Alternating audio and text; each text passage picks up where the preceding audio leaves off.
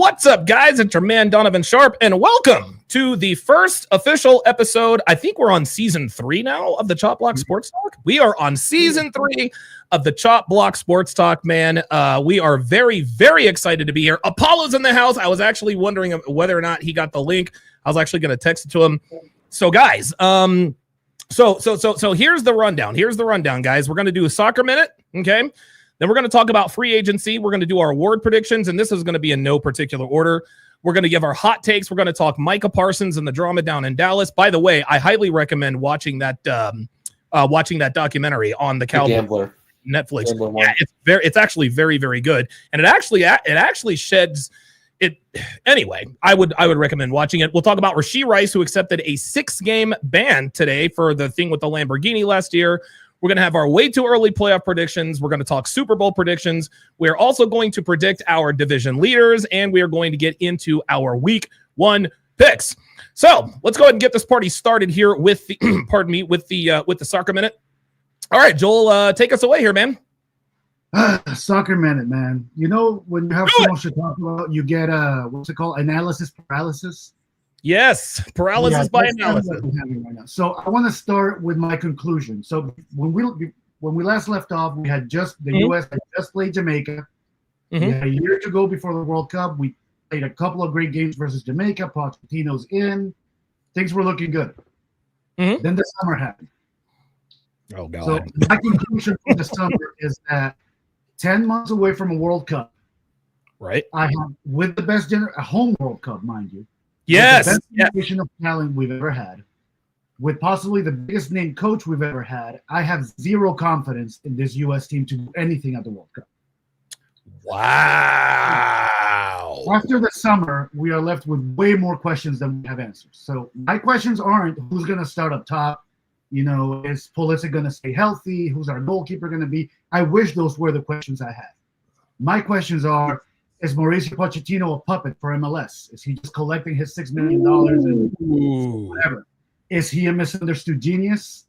Is everyone just incompetent? Are the players committed? Those are the types of questions we're asking right now. Okay.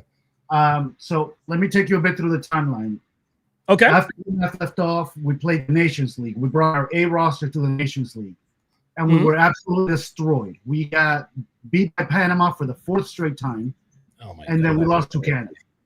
So we finished 4th in a 4-team tournament. Then came the Gold Cup, and all hell kind of broke loose. Mauricio Pochettino, mind you, this was the last chance for this team to come together in a competitive environment before the World Cup. Right. Nobody came. Mauricio Pochettino called up a bunch of MLS guys. There was a guy named Patrick Agyemang. Donovan, you remember Baby Bambi trying to stand up? Yeah. When I tell you that's what this guy looked like on the field, he looked like a baby giraffe trying to walk for the first time. It's incredible. I don't know what the hell the line of thinking is here. I don't see a clear plan for Pochettino developing. And, sorry, I'm just trying to go through my list here. No, you're good. Yeah, so the Gold Cup, we lost to the worst Mexican team we've seen in generation. Yeah, he says it right there. The Benny Lad, the Gold Cup was a disaster. It was horrible. What else can I say about the summer? There was drama. Pulisic just said, no, I'm not coming. So he took the summer off. So, it gets you wondering if players are committed. Musa also said, I'm not coming. The only guy that really has stood for the U.S., and this guy, give him his flowers, is Tyler Adams. Mauricio Pochettino handed the armband and say, this is your team going into 2026. Okay. That needs to happen immediately. There were some good things that came out of the Gold Cup. Malik Tillman finally gave us confidence that in the absence of Gio Reyna, we may have a creative presence in midfield. Okay, that's very good. Diego Luna was a standout player, and Chris Richards really solidified himself in the defensive line. Okay. But other than that, Serginho Dest was called in and was let go back. He went back home. Tim Weah didn't show up. Weston McKennie was in the World Cup. And, it was really a mess. And now, here comes the September window, which the roster just was announced yesterday.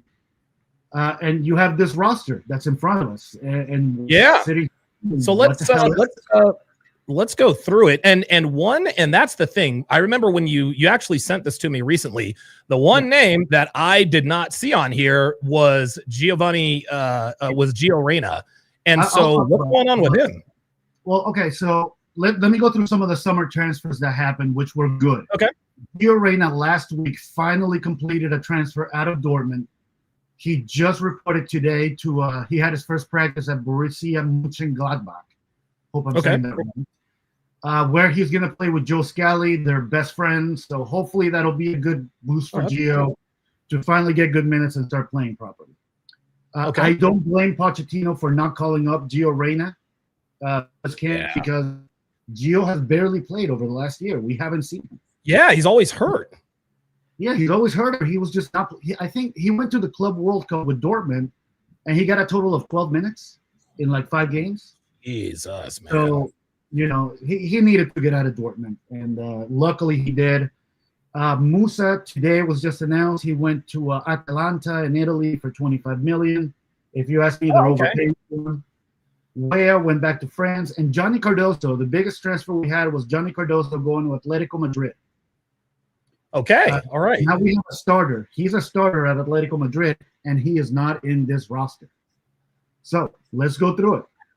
If you can bring it back up on the screen. The goalkeepers I'm not too concerned about. Matt Fries is going to be the number one. Jonathan Klinsmann, yeah, he is the son of Jurgen Klinsmann. Okay. You might remember him from his famous tweet saying, ha, ha, ha, ha, when Landon Donovan was left out of the World Cup roster. I actually do remember that. Yeah. Then, okay, let's go through here. Sorry, my light just kind of went off on me. Yeah, you're all right. There's a good thing on the defense. Noah Banks, he's a promising 18-year-old. Okay. And Serginho Dest is back. I cannot understate how big that is for this team to have Serginho Dest back. Yeah. But Max Arston, he was crap during the Gold Cup. Completely awful. Okay. He got cooked by a Guatemalan player. Tristan Blackman's a guy we've never seen, but he's never really stood out in MLS. I don't know what he's doing there. I have a theory. What club does he play for on him? Because I've heard his name tossed around, but I've never seen him associated with an MLS team. He plays for the Vancouver Whitecaps. She'll have a conspiracy. That explains it. Okay, all right. We'll go through it at the end. Okay. Alex Finian, not great. I would have rather have seen Joe Scally on this roster. And then Tim Ream and Chris Richards, they're the two givens. They should be there. They're our starters. They're probably going to be the starters on World Cup Day 1. So they should be there. Reason why they should. But there's players left out of here, like Anthony Robinson. Right now, he's kind of nursing an injury, so that I understand. But where's Joe Scally? Makes it back for the World Cup? What's that? Do you think Robinson makes it back for the World Cup or no? Absolutely, hopefully, yeah. He actually played last week, but he's just starting to back. Okay, so they've got I guess they've got him on like a pitch count to sort of, Yeah, a little bit. I expect to see him here in October. Let's see who else. Nathan Harriel. Nathan Harriel is a guy who got absolutely cooked. I mean, Donovan, when I say he was embarrassed by 15-year-old Kevin Sullivan, is not an understatement. What? So, it leaves you wondering, what the hell is Pochettino thinking? Then we go to the midfield. Nepotism and former coaches seems to be the name of the game because Tyler Adams always there. Here's another Berhalter. Yes. Sebastian Berhalter, son of Greg Berhalter. We can't get away, dude. I swear to God, we hire Mauricio Pochettino. We can't get away from Klinsmann's or Berhalters. No, we can't. No, we can't. We keep getting haunted by them. Is he any good?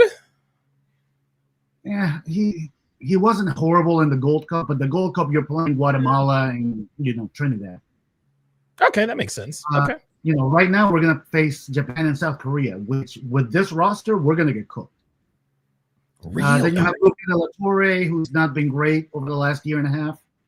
Diego Luna should be there. He stood out during the Gold Cup. Jack McGlynn.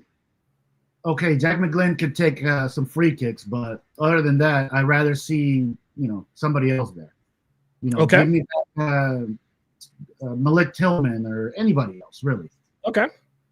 And Sean Zawadzki, don't get this guy's like Nathan Harriel. I don't know what the hell this guy's doing here. Another MLS guy from Columbus, never really shown anything great. The Columbus Crew. Yeah, the Columbus Crew. I don't know what he's doing there. Damian Downs, okay, for lack of, there's nobody else to call up. So fine, bring in Damian Downs, who was okay. He's a promising prospect.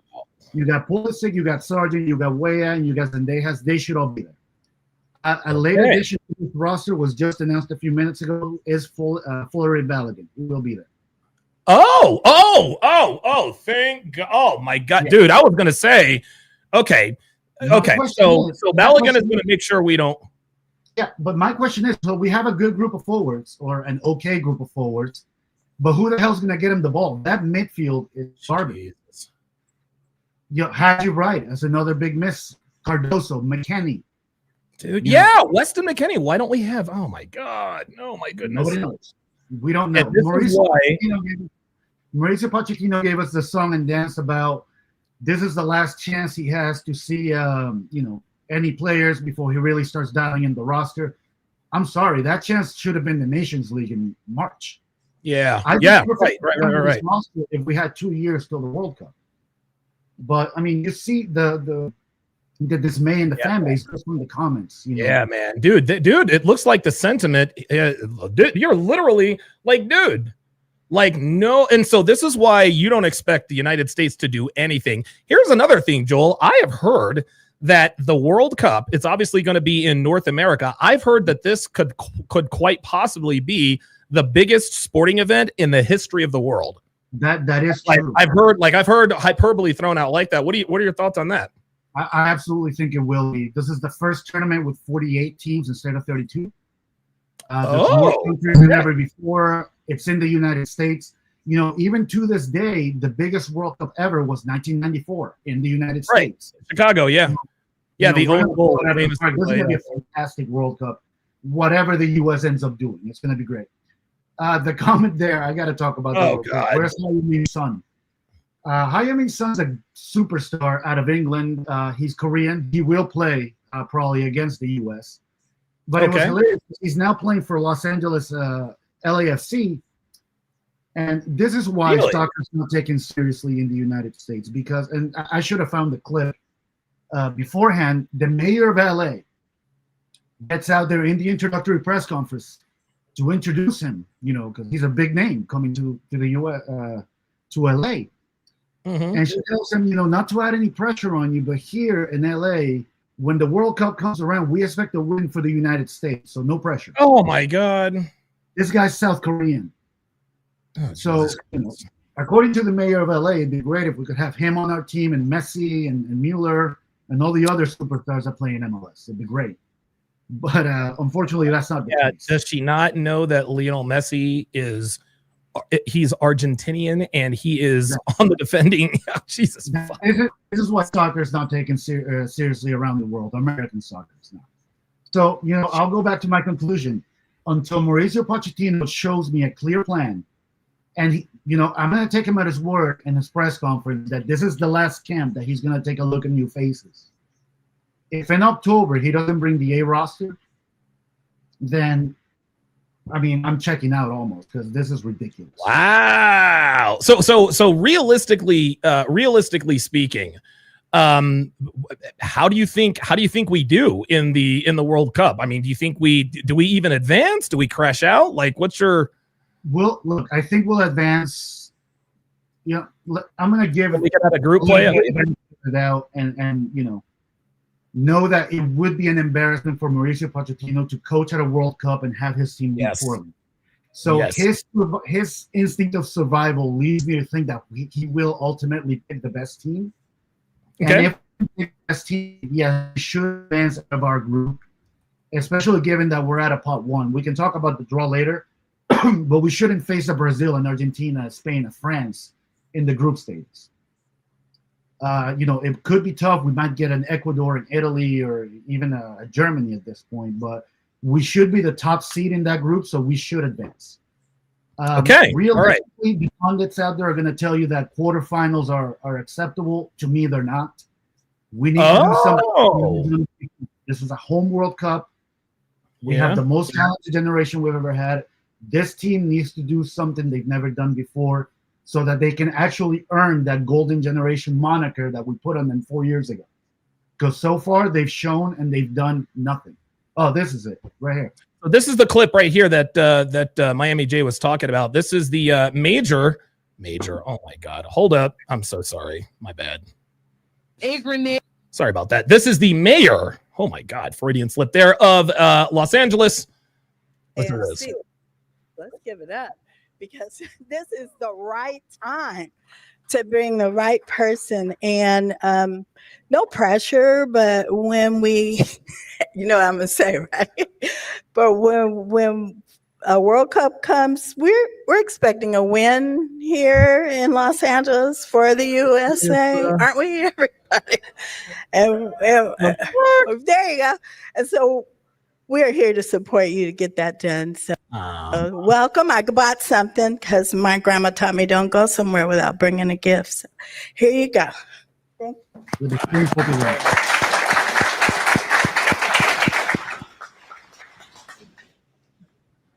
Dude, this bitch. How smart is LAFC? Let's give it. You know, the funny thing about that, Joel, is that this is why people don't take American soccer seriously, because our fan base is ignorant. What are we doing? I remember like 8 years ago when Sebastian Schweinsteiger came to play for the Chicago Fire, and a Chicago reporter asked him if now that he's here, can the Chicago Fire win the World Cup? Unbelievable. Oh, God. Oh my God. Oh my! Wait! Hold on. She asked him if he thought the Chicago Fire could win the World Cup. Oh my God! Oh my God! True statement. And I sit here and I wonder, the casual observer, the people who don't really know soccer, what the hell goes through their mind when they hear all this stuff? So I'd be very interested to know, Blaze, what do you think of all this? Yeah. What are your thoughts, man? I think it's a joke, and most people think America is just so far above everyone else, so they believe, oh, we should get a World Cup. But dude, all of our best athletes are going to football, basketball, baseball. That's what it is. Can you imagine? I think we might have had a conversation like this back in season 2. Could we imagine if our best think about the greatest athletes America has to offer. Like, we have some of the greatest athletes in the world. They choose to play, American football, basketball, baseball. Sometimes if they're from Canada, they go up and play. Dude, we even got niggas playing hockey, man. You know what I'm saying? And so I ask myself, what if a guy like Tony Romo's a fantastic athlete. Odell Beckham Jr., dude, he had a 400-foot home run, and I think he kicked like a 50-yard field goal or something. Can you imagine if we had like LeBron James as like a midfielder or even a goalie? Can you imagine what Team USA would be like if our best athletes actually decided to play soccer? Donovan, here's the thing. We don't have to imagine it. We see it in the women's game. Our female athletes. Oh, very good point. We absolutely dominate the female soccer landscape. The best league in the world in the United States. We have the most World Cup and Olympic titles. Now, here's the thing: if that became the case, it's not to say that we would have a national team with LeBron James and Odell Beckham Jr. and Jamar Chase.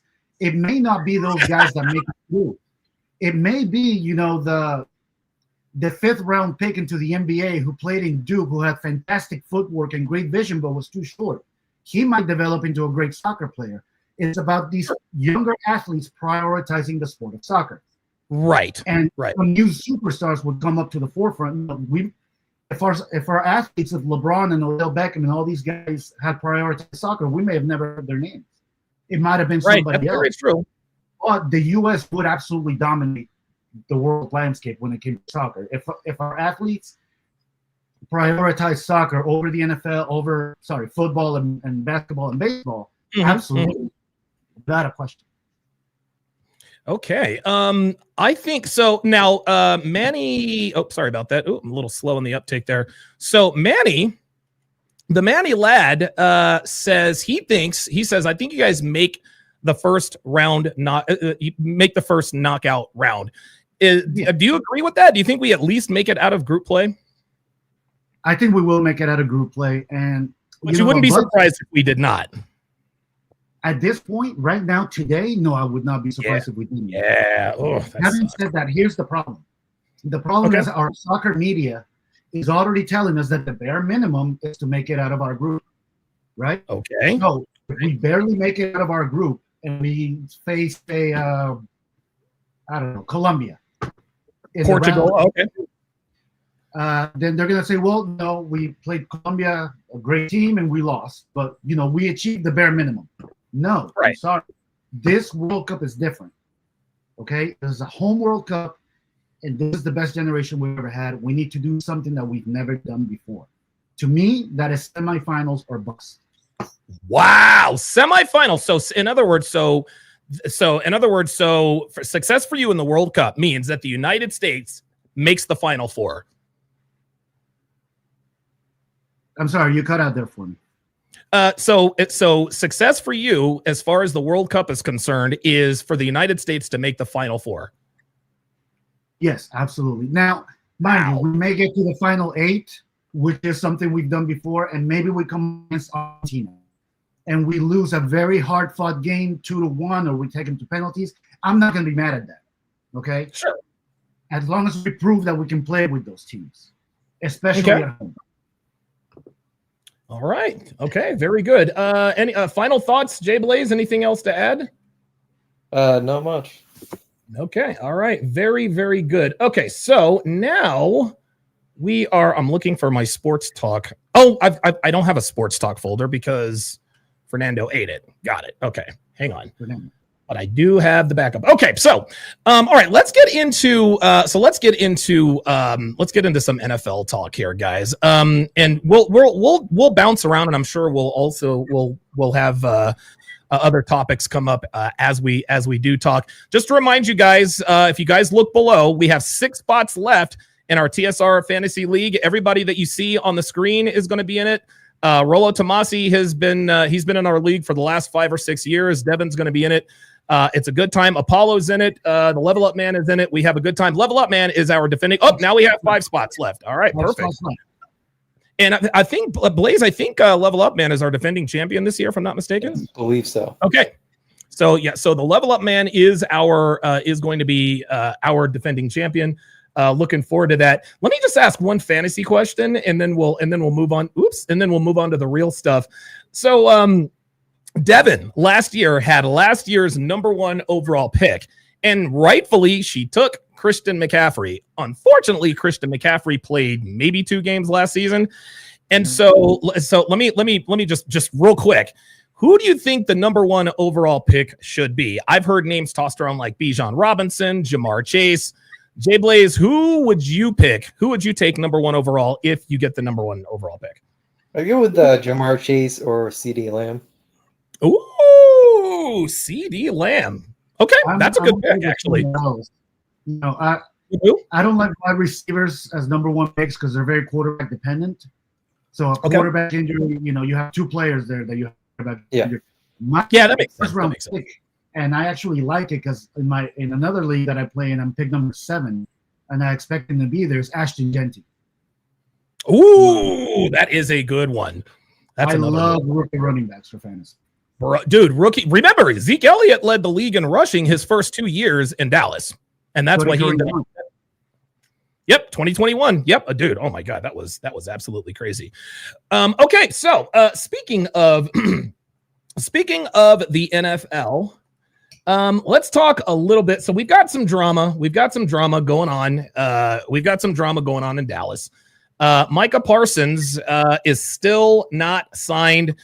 And and I'm gonna come to Blaze with this one. I'm gonna come with JBlaze with this one first, because this seems to happen. This has actually happened the last 2 seasons with the Cowboys. 2 seasons ago, it was Dak Prescott.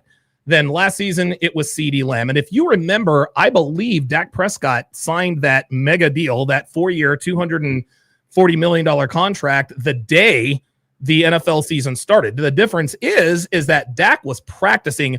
Micah is not. So, JBlaze, what are your thoughts on this whole Micah Parsons situation? Who is at fault? Is nobody at fault?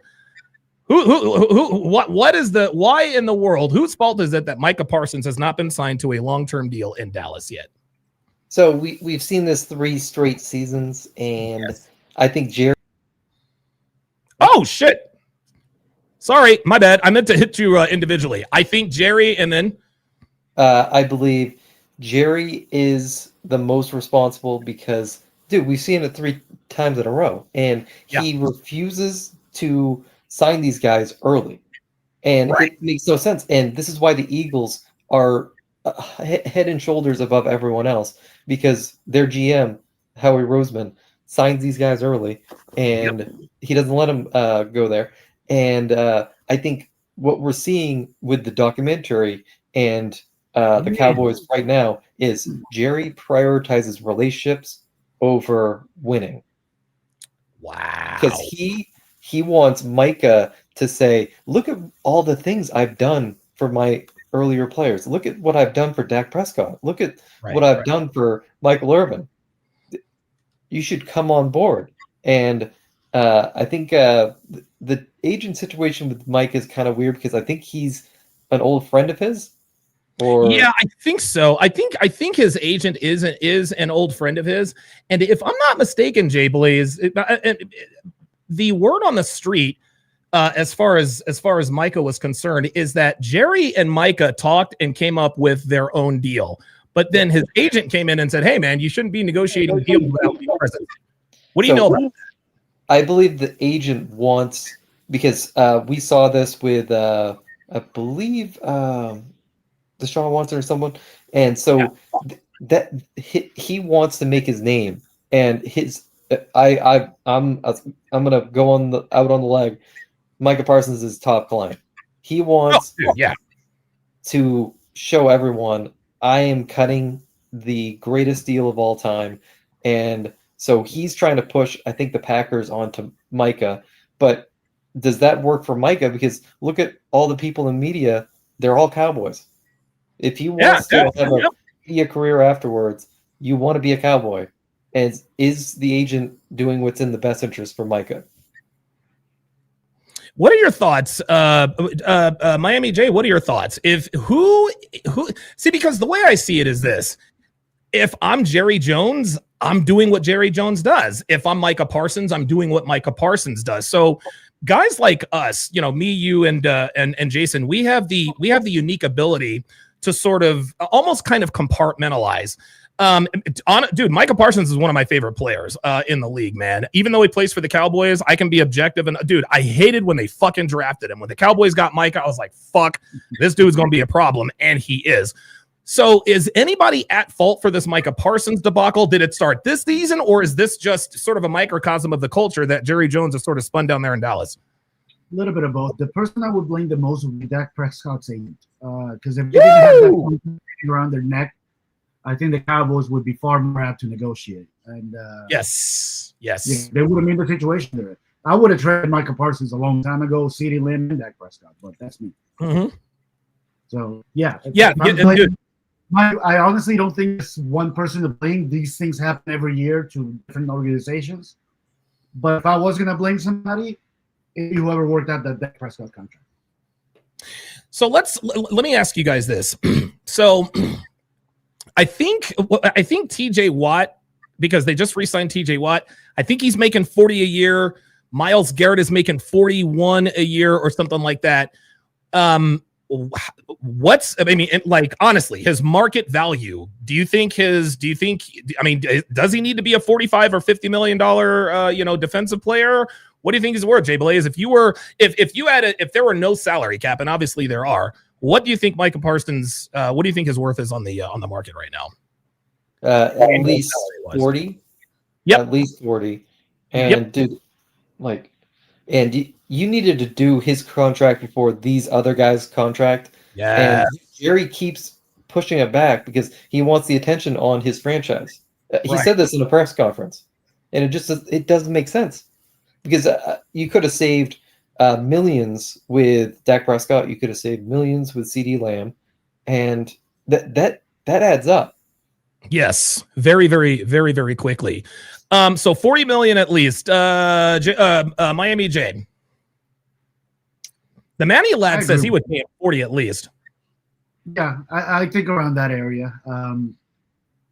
Who's the highest paid defensive player right now? Is it TJ Watt? No, TJ Watt's number 2. Myles Garrett is number 1. Myles Garrett got 41 a year or something like that. Yeah. And I think Nick Bosa, he signed his deal a couple of years back, so he's at 35. So yeah. Look, unlike Dak Prescott, I do think Micah Parsons probably deserves to be the highest paid player in his position by far. So yeah, I give him around 40, maybe 42. You know, highest paid defensive players in the NFL. So I'm going to look this up. Oh no, I'm sorry, Miami J, you were actually right. The highest paid. Oh, so I just got him. I got him mixed up. So number 1, anyway. actually. Say again. Either way, I put him in the same ballpark as those two. He's top 5 defensive players in the league. So, Easy. Easy. Yeah, he deserves his money. Yeah, dude. Dak Prescott. Listen, Dak Prescott is a franchise quarterback, but he does not need to be the highest paid quarterback in football. TJ Watt is number 1. Just like Apollo said, he signed a 3 or $123 million contract, 108 guaranteed. So TJ Watt's at 41. Myles Garrett is at 40. Oh, Danielle Hunter and Max Crosby are both at 38. Let's see, we got Chris Jones. He's at 30. Oh, Chris Jones is at 31.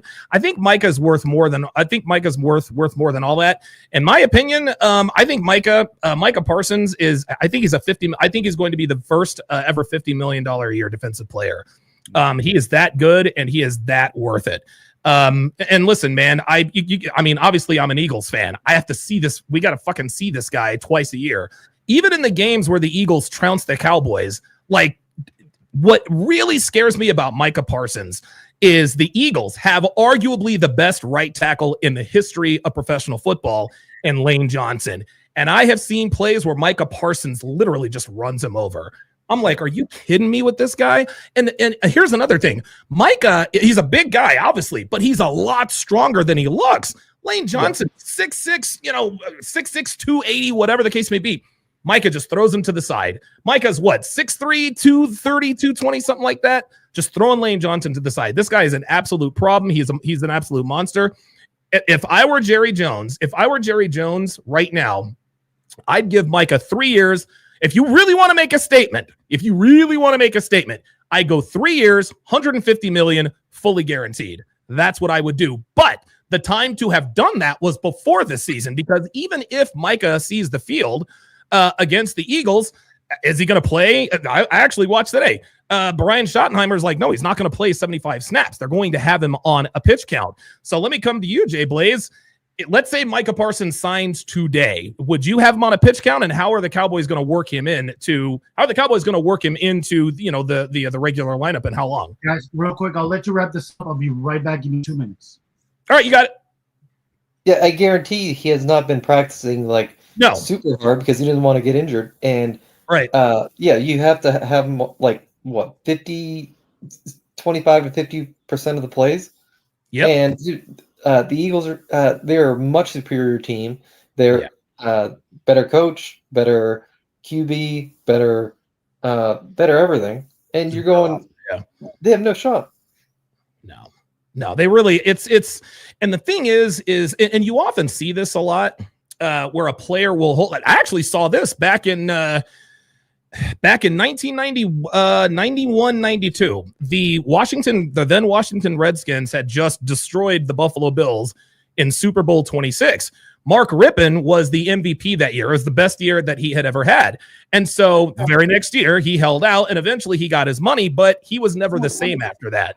And Mark Rippon held out. He did not play. Micah's doing what I guess they call a hold in, where he's at the facility. He's going to the team meetings, the walkthroughs. He's just not doing anything on the field.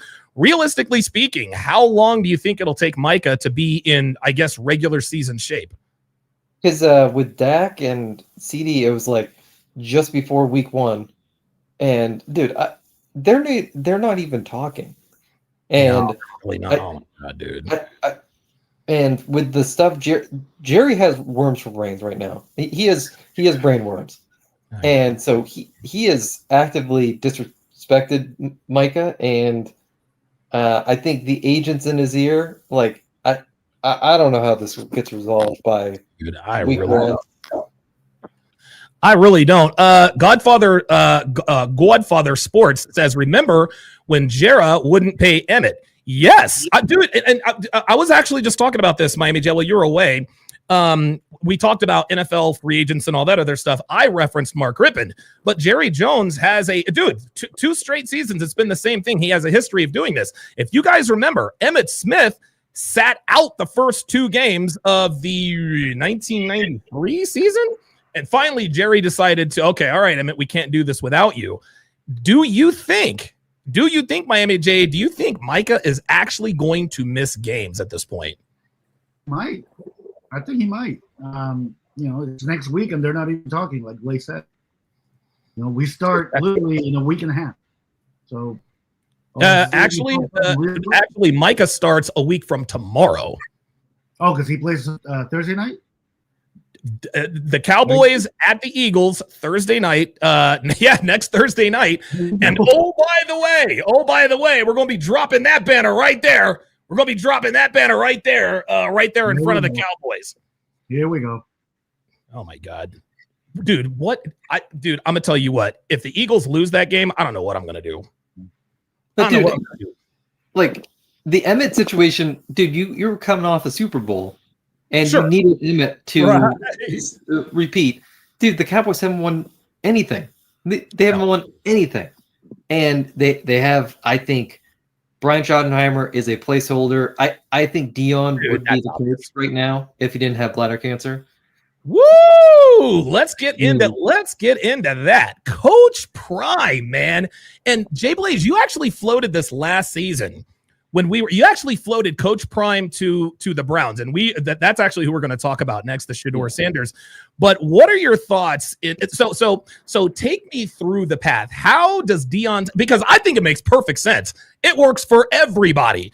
Jerry gets to be in the news. Dion is Coach Prime. I mean, like it all fits. Maybe he even brings Shedeur Sanders over to Dallas. What is a pathway do you think that could land Deion Sanders possibly as a head coach in Dallas, number one? Number two, do you think it could work between Jerry and Dion, just given that we all know that Jerry is quite literally probably the most meddlesome owner in the history of professional sports? Like, if you kind of have to like curb Jerry's ego, because Jerry is all about relationships. Dude, it would be like star-crossed lovers if he That's he was able to get back with Dion. Like, and I think the euphoria from that and the brainworms would help Dion immensely. And so you would have, I think, the Browns right now. Their owner made the call to pick up Shedeur. They cannot cut him because they would get so much social media hit. He's right now the 3rd string quarterback. If you offer them a 5th, maybe you'd have to do a 4th. You could get Shedeur if you're the Cowboys. And so I think Dion is on the table for next year because I think Brian Schottenheimer, like, he is a placeholder. You can tell he's just not a head coach. You can tell just by looking at him. No, and I think Dion's next year. And he can easily get Shedeur, and it works. And because, like, say the Browns cut Shedeur right now, who's picking him up right now? Nobody. No, nobody. They don't want their backup quarterback to outshine their. That's exactly right. That's why I would have never drafted him, even in the 5th round, because the first day Joe Flacco throws an interception, the entire crowd's going to start chanting Shedeur, Shedeur. Interestingly enough, I guess we have transitioned seamlessly over to Shedeur Sanders. So Shedeur is actually not the. Oh, wait a minute. Why is this not working? 3rd stringer, right? Yeah, he's the third string quarterback. I don't know why this is. Oh, there we go. Whoa, something was going on there. There we go. So Shedeur Sanders is number 3 on the depth chart. Dylan Gabriel has had a better preseason, I suppose. But I gotta admit, like, I'm biased because I like Shedeur. I think is okay. Some of the outlandish, legendary stuff. Okay, listen, that's not something that I would have done. But by all accounts, Shedeur is actually a pretty good kid. There were stories of him last year. He used a lot of his NIL money to enrich a lot of his teammates. He's like, hey man, I'm not going to be out here driving Lambos and all that. Let me break you guys off too. Incidentally enough, Dylan Gabriel bought a minivan with his NIL money so that he could drive around his teammates. But I like Shedeur Sanders. I like his attitude. I watched him I watched every game. I was sucked in with everybody else. I watched every game that he was at Colorado. He looked good to me. So I mean, how long? I think here's my bold prediction, and I'll go around with this one. My bold prediction is that we are going to see Shedeur Sanders start for the Cleveland Browns. Either on or after by Thanksgiving, Shedeur Sanders will be the starting quarterback for the Cleveland Browns. I can see that. Okay. I can see that not necessarily because of anything Shedeur does. I can see that because the Browns are a shit show. Yep. I think that's what it is. I don't think he's going to play his way. I mean, listen, he could play his way into being the backup or being the second stringer. But I think we can all agree Joe Flacco is not the long-term answer for Cleveland, obviously. I don't even think he's the field goals and yeah. Is he going to be the holder for the field? Because that would be a humbling exercise for that kid. It's interesting. A lot of quarterbacks, I don't know if they do it now, but I remember Tony Romo was a holder for the Cowboys when he played quarterback. Yeah. Of course, obviously, the whole debacle in Seattle where the ball slipped out of his hands. But yeah, that would be, boy, dude, what if they made Shedeur Sanders the holder? Look. Here's just an interesting prospect from some trick plays. You see? Not only is it an interesting prospect for trick plays, it humbled. Tom Brady is still pissed off that he got picked 199. Aaron Rodgers is still pissed off that he slid all the way to 22. Some of the best quarterbacks in league history got humbled in a very, very public way. Shedeur dropped all the way to the 5th round after we all thought that he could possibly go top 5.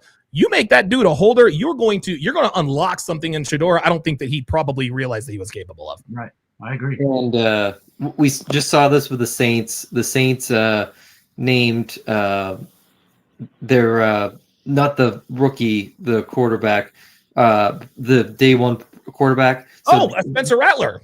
Spencer Rattler. They made him, and he was 42 of 42 last year of starting quarterbacks. Wow.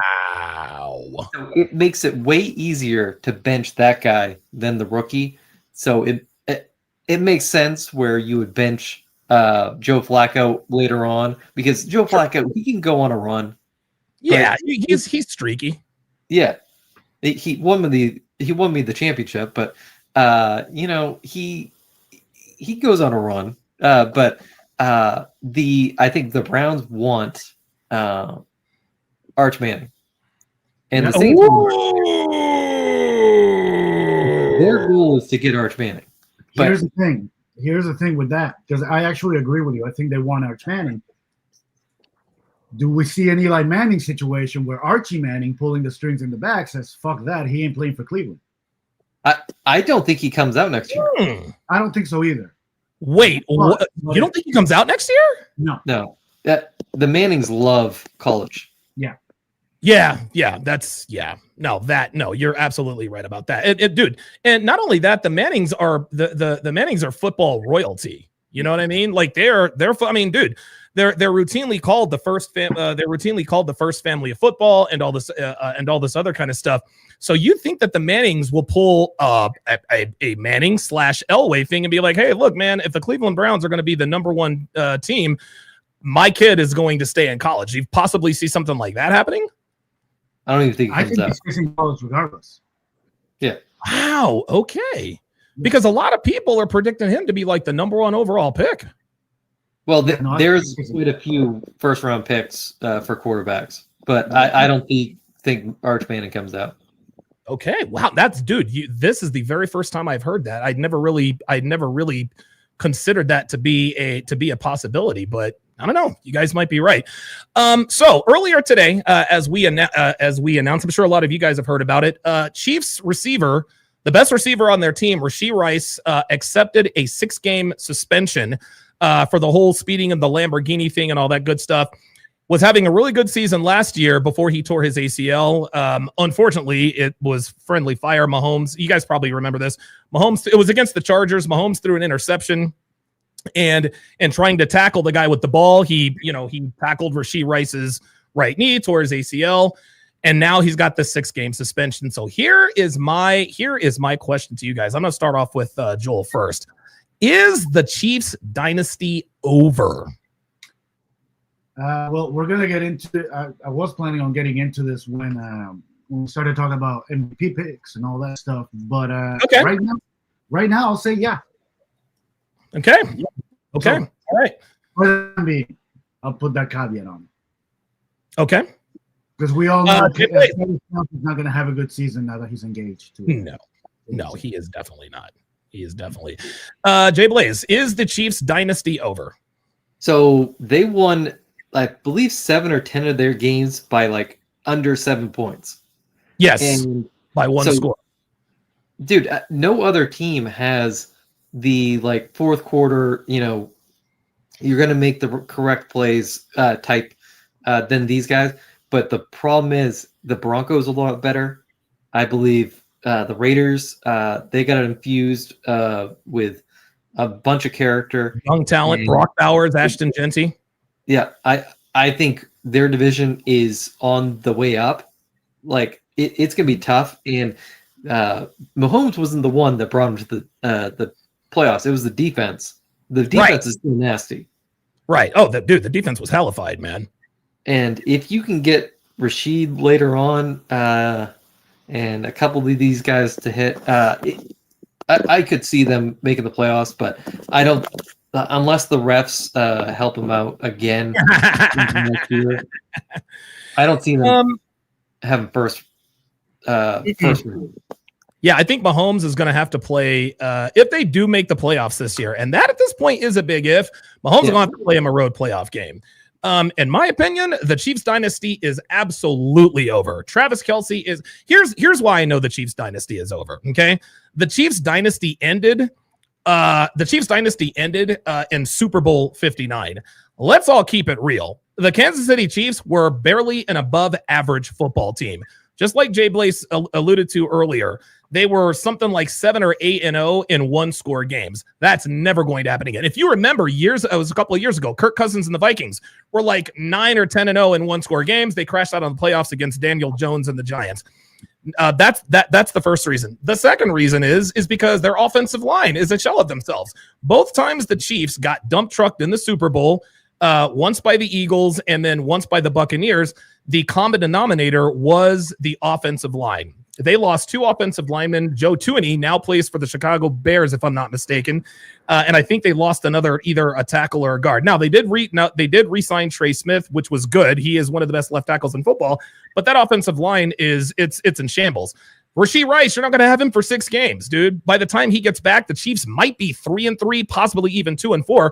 Here's another reason. And somebody actually said it earlier. He said he's got the Broncos winning that division. If the Broncos won the AFC West, I would not be surprised. But look out for the Broncos, because we all know the Eagles had the best defense in football last year. The Denver Broncos had the number 3 defense in football last year. And oh, by the way, they signed Dre Greenlaw and Talanoa Hufanga from the 49ers, and the defensive coordinator is Vance Joseph. So I think the Chiefs and the Broncos have the Broncos and the Chargers have definitely closed the gap, if they haven't reversed some of that gap. I think Kansas City finishes maybe 2nd or even possibly 3rd. Maybe they make the playoffs, but if they do, they're going to be on the road. I think they're a wild card team. Yeah, they're definitely going to be a wild card team for sure. The Manny Lad says, yeah, the Ravens are going to dust them this year. I'll take a look at the schedule. Well, we're transitioning topics here. Yeah. Just remember, because you brought a comment up from the Manny Lad. Back when we were talking about American athletes playing soccer, he made a comment that I'd like to address real quick. Sure. Let me pull it up. It says, I don't think it would make that much of a difference, meaning American are better athletes playing soccer. Because in football, for the most part, the best teams tend to be filled with most technically gifted players more so than physically gifted. You're right. Then he equates it to, Barcelona 2011, Spain 2010. I will say, though, what I'm saying is all those guys, the most technically gifted players, are, in fact, still athletes. If all of our athletes prioritize soccer, those more technically skilled players would come to the forefront. Like I mentioned, it might be that second stringer playing basketball at Duke today who turns out that has really good footwork but is 5'9", that turns out to be a really, really good soccer player. We just don't know how that would be. But our pool of players would be, enormously bigger than every other country. And I will say that 2010 Spain team, by the way, got 2 losses in something like 94 games, famously won the World Cup. One of those 2 losses, Bob Bradley's United States team. So no shit. Yep. Who the fuck knew? Yeah, there you go. Holy shit. So, hey, look, anything, listen, we always say anything is possible, not everything is probable, but that's why they play the game, right? Yep. That's what Chris Berman says. That's why they play the games. That's actually a very astute observation. Pro Special says, I am high on the Broncos. Stud defense, solid offense with a good O-line, promising on quarterback and a proven head coach. Watch out for Denver, because I remember my sleeper pick for offensive rookie of the year last year was Bo Nix. Now, did Brock Bowers end up winning? Because he should have. Nope. That was my pick if he didn't win. Yeah, he should have. Here, hot take. Brock Bowers is the best tight end in football. Am I wrong? No, that's not a hot take. No, like he is. And now we understand why Carson Beck struggled in Georgia before they left. So, let's see. Okay, so our next topic. Let's see. We did Parsons, McLaurin. We'll do one more topic, and then we'll start to get into the division predictions, the playoff predictions, and our week 1 picks. Pardon me. Pardon me. So I am very, very, very high on the Washington Commanders. I just heard today that the Washington Commanders are the oldest team in football this year. I think the average age is like 28 and some change or something like that.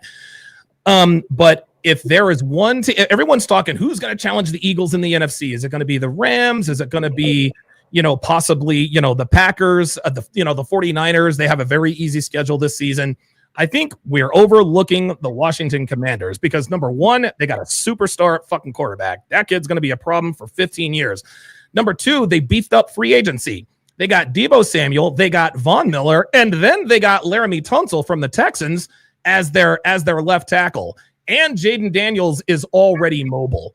So they're going to have a really, really good defense. And Dan Quinn did a very good job. You know how we feel about defensive head coaches, right? Dan Quinn's a defensive head coach. But guess what? His offensive coordinator is Cliff Kingsbury, who absolutely was in love with Jaden Daniels. Cliff Kingsbury got Kyler Murray paid. What are your thoughts, JBlaze? What are your thoughts on the Commanders? Look, I would be disappointed, but I wouldn't be surprised if they won the NFC East. Or am I just too high on the sophomore quarterback, I guess? Yeah, I'm very high on the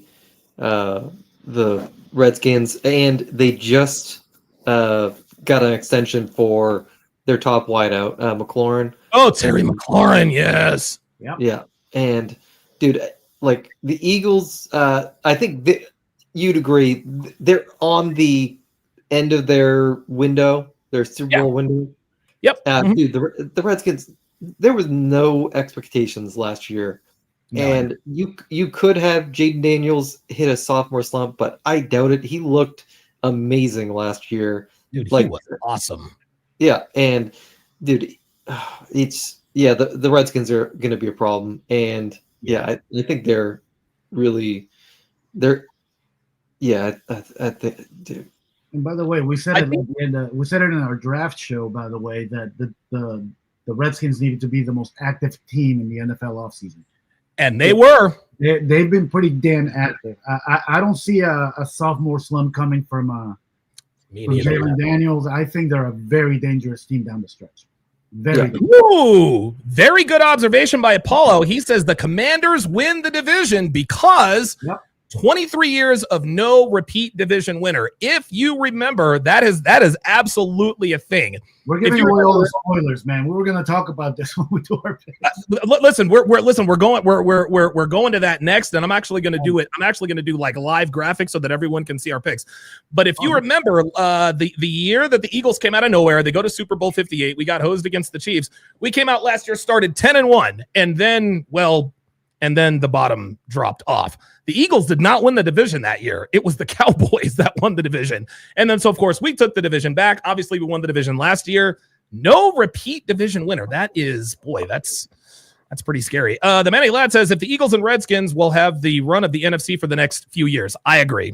I totally agree. Okay, let us go. All right, so let us go to our division. Let's go to our division predictions here.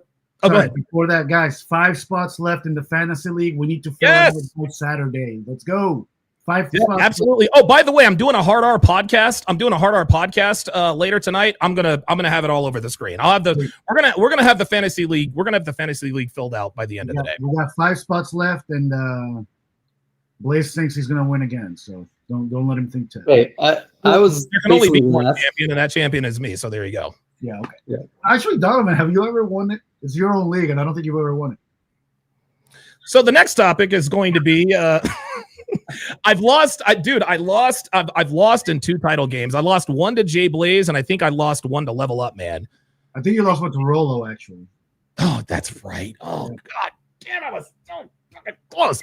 So the answer, Miami J, is no. I have not won my league yet. Did it ever occur to you that I might just be taking it easy on you guys so that to give a win? Did it ever occur to you? Possible. Not everything's probable. Fair enough. By the way, Devin says if she has the number 1 overall pick this year, she is not picking Christian McCaffrey. Good. That's what she gets, dude. That's what she gets for stealing Debo last year. I was mad behind that shit. Yep. I'm like, you got Debo, motherfucker. Okay, so it is time for our division. It's time for our division predictions. We are going to start in the AFC. JBlaze, did you have a thought? Nope. Oh, I guess I misread the rule. Okay, so we are going to start. Let's go with the AFC. Let's start with the AFC East. This might be the easiest division to pick, I think. Yes. This is going to be the easiest division. So who is your AFC East division winner, Miami J? So let me first off eat a little bit of crow here, because at the beginning of last year, I said the Bills were done. But here I am picking them again to win the division. So yeah, baby. So the Buffalo Bills. Miami J has the Buffalo Bills in the AFC East. All right. JBlaze, who do you have in the AFC East? I have the Bills, and I think the Patriots could be a sneaky wild card team. Really good wild card team. Okay. Okay. Yeah, I'm gonna go 3 for 3. I think the Bills, I think they win that division going away, but I agree with you, JBlaze. I think the New England Patriots are going to be ahead of schedule. I think they're going to have a year almost like the Redskins had last year. I think that's the best way to describe Washington last year, is they were way ahead of schedule. I think with all of the talent that they've added, they've got the perfect head coach in Mike Vrabel. He should have been been there right after Belichick left. He's the perfect guy for that. They've got Drake May, who proved that he could play. They've got Stephon Diggs. Christian Gonzalez is coming back. He's a shutdown corner. Travion Henderson out of Ohio State, who's an absolute monster. I want to say the Patriots will probably go 10-7, 9-8, possibly, but I think they finish at least 10-7, and I think they finish in second place. And I will go on the. I think the Bills could be the top contender for number 1 seed, because like McDaniels, people are not showing up for practice on time, and he's like finding them, and he's like, why aren't they doing this? Because they don't respect you. Mike McDaniel for the Dolphins? Yeah. Look, Miami's a shit show down here. Oh no, I like Mike McDaniel. I like him. I like him too. He fits the Miami drug lord, aesthetic to it. Absolutely. something's off here in Miami, and nobody can seem to pinpoint it. And here's another hot take. I think if Miami doesn't start 4-0, if Miami starts say 1-3, and Tyreek Hill doesn't have some monster games early on, I can see him being traded by Thanksgiving. Wow, that is a hot take, but that's a contender. Yeah. And the Jets, Justin Fields has had a horrible preseason and training camp. Now wait a minute. Let me stop you right there. We had a panelist on here earlier that said Justin Fields was going to be the best quarterback in football. Yeah. That's why he's not on the show anymore, guys. So the thing about the number one seeds, you need a bad division to get those division wins. Yeah. And I think the Bills are going to sweep the Dolphins and the Jets. And so that's, I think, what they gets them the number one seed. Okay. All right. Yeah, like I said, we're going so staying in the AFC East, staying in the AFC East here. Because you actually mentioned something, Miami J, just now, talking about if the Dolphins don't go 4-0, they could possibly trade Tyreek Hill. Do you think? I didn't say 4-0. I said if they don't have a good start. Oh, good start. Okay, yeah, my bad. If it's like a frustrating first 4 games or so, then yeah. Yeah, 1-3, something like that. Yeah. Let me ask you this: is Mike McDaniel on the hot seat? I think so, especially not necessarily because he's done anything bad, but I think when you look back to 2 years ago, when they had that hot start where they put up 70 points on the Broncos, and the chop that they were doing, I remember that. I think that set an expectation here in Miami. And if last year we had some injury issues with Tua, et cetera, if Mike McDaniel doesn't actually put something together and live up to that standard that he himself set, then I definitely think he's on the hot seat. Wow. Okay. JBlaze, what do you think? Yeah, I think Mike McDaniels is on the hot seat because, dude, I don't think his team respects him. I think he's lost the locker room, and dude, they've underperformed, and they need some grittiness for the winter games. Yeah. Okay, I would agree with that. I think that if Mike McDaniel doesn't survive this, I don't think he'll ever be without a job. I think he's probably the arc of a head coach, especially like the young hotshot coach like a Mike McDaniel. They always do and actually Mike McDaniel actually did a pretty good job for having been a first-time head coach. He'll probably be fired in Miami. He'll go off and be an offensive coordinator somewhere. He will have learned. He'll apply the lessons learned. Then he'll come back, and I think he'll probably get one more shot at head coach if it doesn't work out in Miami. But even if he goes 0-2 with head coaches, Mike McDaniel is the type of offensive mind. He's like Robert Saleh. He got fired in New York. It took the Niners 10 minutes to pick up the phone and get him on and get him on their staff. Do you think? So let me ask you this, Miami J. Do you think Mike McDaniel is going to be one of these lifetime journeyman type offensive coordinators like a Cliff Kingsbury or like a Norv Turner, or do you think that he is going to be as a long sustained head coach in the NFL? That's a tough question. I don't know, man. I'm not tough one, huh? I can't read the future. I don't think he's going to be here in Miami too much longer. I have no confidence in the Dolphins this year, so I don't think he'll be here too much longer. And then he'll be an offensive coordinator somewhere if he takes what he's learned from Miami into whatever his next head coaching job is, and really is able to build something there that's a little bit more balanced instead of just being all friendly with everybody, then maybe he can be a sustained head coach in the NFL. Okay. All right. Okay. So this is what I think with Mike McDaniels. Mike McDaniels is that kind of like nerdy guy, and they're trying to push the NFL towards analytics like they did with the MLB, because you have a lot of the owners, like Haslam has like a trucking business. They're not like in these industries with personnel. They're in numbers. Right. And a couple of them, like 2 years ago, were saying that the Patriots head coach Vrabel was intimidating because he's a big guy. Yes. And McDaniels is kind of like off-putting because he's like this kind of like nerdy guy. Yeah, he's and like Devin size. Got him the job in Miami, so he's going to be an offensive coordinator. We know this. And with Kingsbury, I think he stays in with the Redskins, and I think he gets upgraded. Yes, whenever Quinn leaves. Yeah, I totally agree. I think not only will Cliff, and here's the thing, if Cliff Kingsbury makes it, if he stays in the building, because the job that he has done with Jaden Daniels, I give him another 2 seasons, and he's going to be that hot, the Ben Johnson type, Kellen Moore type, and we're fucking always getting our goddamn fucking coaches poached. I hate that shit, but that comes with winning. But yeah, that's what I think. That's what I think is going to happen with Cliff Kingsbury. Cliff Kingsbury, I think, is probably going to be the next head coach in Washington. Quickly, let's quickly go around and let's predict the records for all 4 teams. I'll go first. The Bills are going to go 13-4. The Patriots are going to go 10-7. The Jets are going to go 6-10. The Dolphins, I think, are going to go 9-8. I haven't really thought about the specific records for each team, but I can pretty much agree with you on those lines. Okay. I think the Bills definitely win 13, maybe 14. Probably. The Bills are looking really good this year. They're awesome, dude. And they just re-signed James Cook. He got his money. Think, by the way, Joey Bosa is now on the Bill defense. So there we go. And they got that Jordan Poyer.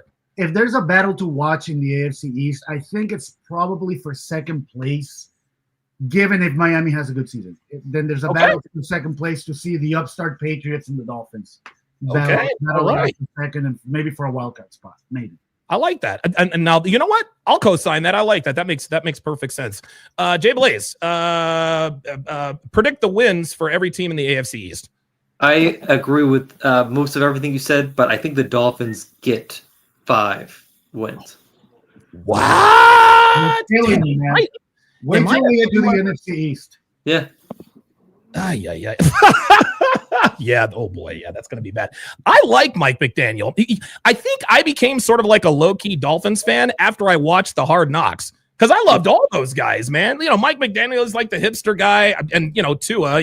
He's from Hawaii, and he's the only left-handed quarterback in the league. And I think Tua is I think he's a good dude. So, all right. So very good. So I think universally, I think we all know the Bills are definitely going to run away with that division. One last question about the AFC East. The Bills are clearly in their Super Bowl window. How long do you think the Bills Super Bowl window is going to be open for? It's going to be at least this season, possibly next season. I think the Bills Super Bowl window probably looks like the Eagles Super Bowl. Maybe the Bills have a little further Super Bowl window, but that's right at the end. What are your thoughts, Miami J? When's Josh Allen coming up for contract renewal? They just signed him to another 6-year deal. All right, so I give it 2 years tops. Okay, very good. All right, very good. What are your thoughts, JBlaze? I'm gonna say 2 seasons. Okay. Mind you, 2 years. This is just specific to the Buffalo Bills. 2 years ago, I think we all agreed that their window was done and closed. Yes, we did. We actually talked about it. Okay. We have very long memories here on the top line. Yes. We have very, very long memories, especially when it comes to talking shit. Okay, let us go to one of the low-key best divisions in football. A team who 2 years ago got every one of its teams into the playoffs. That would be the AFC. Pardon me. That would be the AFC North. I think the AFC North is a very, very good division. We've got the Steelers, the Bengals, the Browns, and of course the Ravens. JBlaze, who wins this division? Unmute yourself. Oh, wait a minute. I think I accidentally muted you. Hold on. Oh, nope. Oh, I can't unmute my guest. Oh, there we go. Oh, I don't know why it's not. I was making there it is. No, that's all right. It's all good. Yeah, I think the Ravens are the top contender for the division. And I don't think they have a shot at the number 1 seed because I think this division's way too good. Yeah. Because The Bengals, their offense is legendary, but their Oh defense my is God, that really defense is trash. yeah. And I think the Steelers are going to be a low key. I really don't know what to make of Aaron Rodgers, but I think they're really solid. All right, Miami J, who wins this division? I actually have the Bengals. Oh, hot take! Hot take! I think that's going to be the best offense in football this year. I think they're going to have to be. I think, yeah, they're because out of necessity, they're going to have to be. Yeah. I think this is the year that Joe Burrow actually puts it all together. Wow. Okay. I like that Cincinnati offense a lot. Listen, I think the Bengals absolutely have a shot to win this division, but they got to get out of the starting blocks quicker than they have the last couple. They can't start slow like they have been. No, they can't do that. We can't do 1-3, 2-4. We can't do that. Like they got to get off. They got to get off to a fast start because just like you said, I think the Bengals have a top two receiving duo. You can compare them with like maybe the Eagles. We have AJ Brown and Devontae Smith. Dude, T. Higgins and Jamar Chase. They are as good as they come. Wow, the Bengals. Okay. I'm gonna pick the rate. Go ahead. Oh, Joe Burrow has played the most preseason games he's ever played. Good. Which is really, I did not know that. Preseason minutes. How about that? Okay. Well, that actually, and he's still healthy because Joe Burrow, this is his 5th year. He's missed 2 seasons with injuries. So hopefully he can stay upright. Yeah, my prediction is I think Baltimore is going to win the division. I think they have the best team from top to bottom in the AFC North. Lamar Jackson is a fucking weapon. I think it's going to be a battle for second, just like the AFC East. It's going to be between the Bengals and the Steelers. Right now, I would probably give the edge to Cincinnati just because of their offensive firepower. But at some point, they got to figure something out on defense, man. They gave Trey Hendrickson a $14 million raise, which was good. He's the best player on a terrible, terrible defense. Okay, let's pick the number of wins. Let's pick the number of wins for each team. Miami J. Let's see. I'll go 12 for the Bengals. 12 for the Ravens as well. I think maybe the Bengals will take it on the tiebreaker. Okay. Steelers will compete for a wild card, 10 or 11. I think those 3 teams will be up in the playoff conversation. The Browns, maybe. Wow. Yeah, they're going to be trash. They have how many? They have 71 quarterbacks on the roster right now or something like that. Yeah, something like that. JBlaze, number of wins for the AFC North. I'm going to go 12 for the Ravens, 11 for the Bengals. I'm going to go maybe 10 for the Steelers, and then I'm going to go 4 for the Browns. Okay. All right. Very good. I am going to go, let's see. I think the Ravens win 13 games. I think Cincinnati probably wins 12. I'm going to give the Steelers 11 wins. And I agree with you, Miami J. I think the best division from top. Now they're a little top heavy, but dude, the Bengals, it would not surprise me if any one of these teams outside of the Browns won the division, but Baltimore is the most complete team. I think the Steelers win 11. I think the Bengals win 12, and I think the Ravens win 13, possibly even 14 games. And I think they're going to win that many games because they're going to have to, because I think the Steelers and the Bengals are going to be on their heels the entire time. Yeah. You know what? I can see this division coming down to literally the last week. Yep. To figure out who ends up as the 2 seed and who ends up in the 1. Yeah, dude, a lot of time. Yeah, who's the 2 seed or the 5 seed or the 1 seed and the 4 seed? Yeah, it's gonna be that kind of division. But that's not the only division like this in the AFC. Let's move it on. No, I totally. Well, I was actually going to ask you about the coaching. Zach Taylor, Kevin Stefanski, are they on the hot seat? Stefanski, maybe. Okay, Stefanski. Okay, all right. Yeah, I think Stefanski. I think Zach Taylor is definitely on the hot seat for sure. All right, let us go now to the AFC. Let's go to the AFC South. This is going to be a very interesting. This is a very, very, very interesting division for a couple of reasons. So Daniel Jones just got named the starter in Indianapolis, and oh, by the way, the Indianapolis Colts drafted Tyler Warren, who's probably going to be the best rookie tight end this season. Obviously, you've got CJ Stroud and the Texans. CJ Stroud, in the first 2 years he's been in the league, he's taken the Texans to the divisional playoffs twice. The Tennessee Titans got Cam Ward, and the Jacksonville Jaguars, they got Travis Hunter. So I'm going to start with Miami J. Who wins this division? By the way, I'm still salty that the Dolphins didn't draft Tyler Warren. Oh, my God. I could not believe they didn't get him, dude. Dude, he was right there. Dude, the Bears took Colston Loveland. It was all – oh, my God. I couldn't believe it. Couldn't believe it. Anyway, I think the Texans run away with this one. I think it's more competitive than people think. I think Tennessee will be better than expected. But I think the Texans are going to win their 11, 12 games solidly and win their division. Okay. All right. Very good. JBlaze, who do you think wins the AFC South? Right now, I have the Texans winning. If Liam Cohen can get something out of Lawrence, it could be a contest there. But I think Cam Ward, I do like Cam Ward. I think he's going to be a solid quarterback. But I think they're a year or two away. Yeah. And I'm going to go Texans win the division. Okay, very good. RAI 12 figures with the $2 super that says Texans for the AFC South Super Bowl win.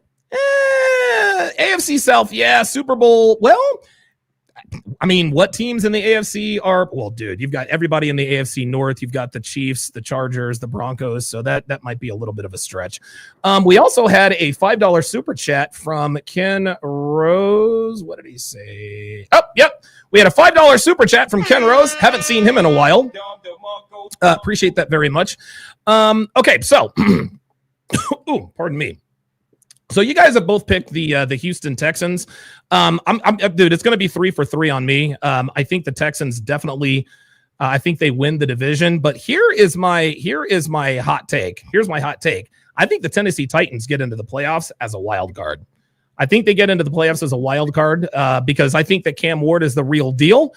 He probably has the second or third best arm in terms of velocity. Maybe Mahomes and Allen are a little bit better.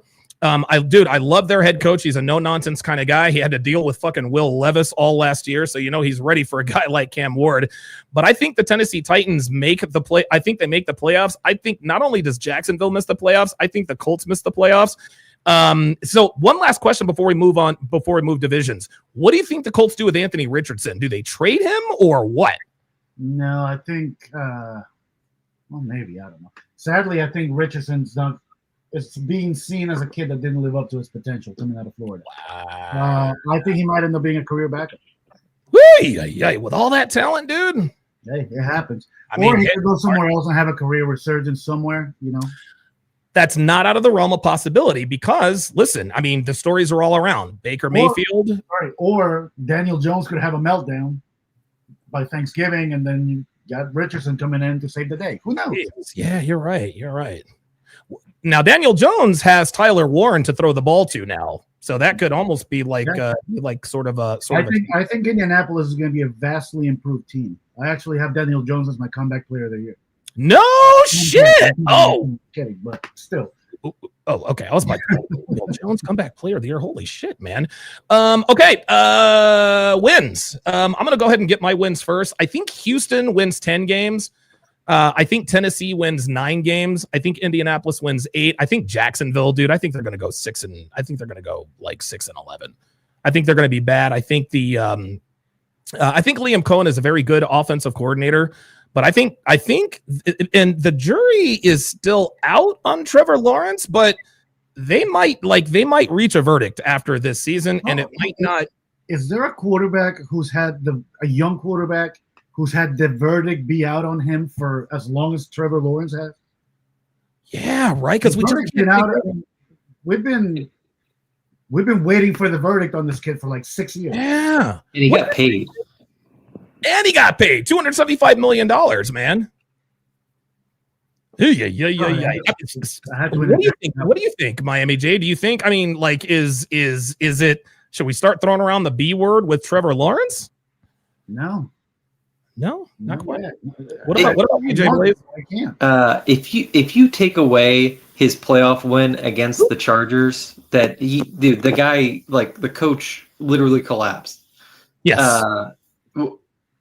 Dude, Trevor Lawrence is like average, like below average.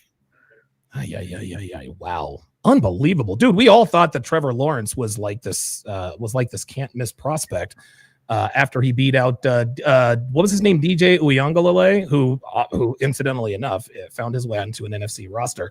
All right, let us go to the last division in the AFC, and that is, of course, the AFC West. We discussed this. We actually discussed this at length in the beginning.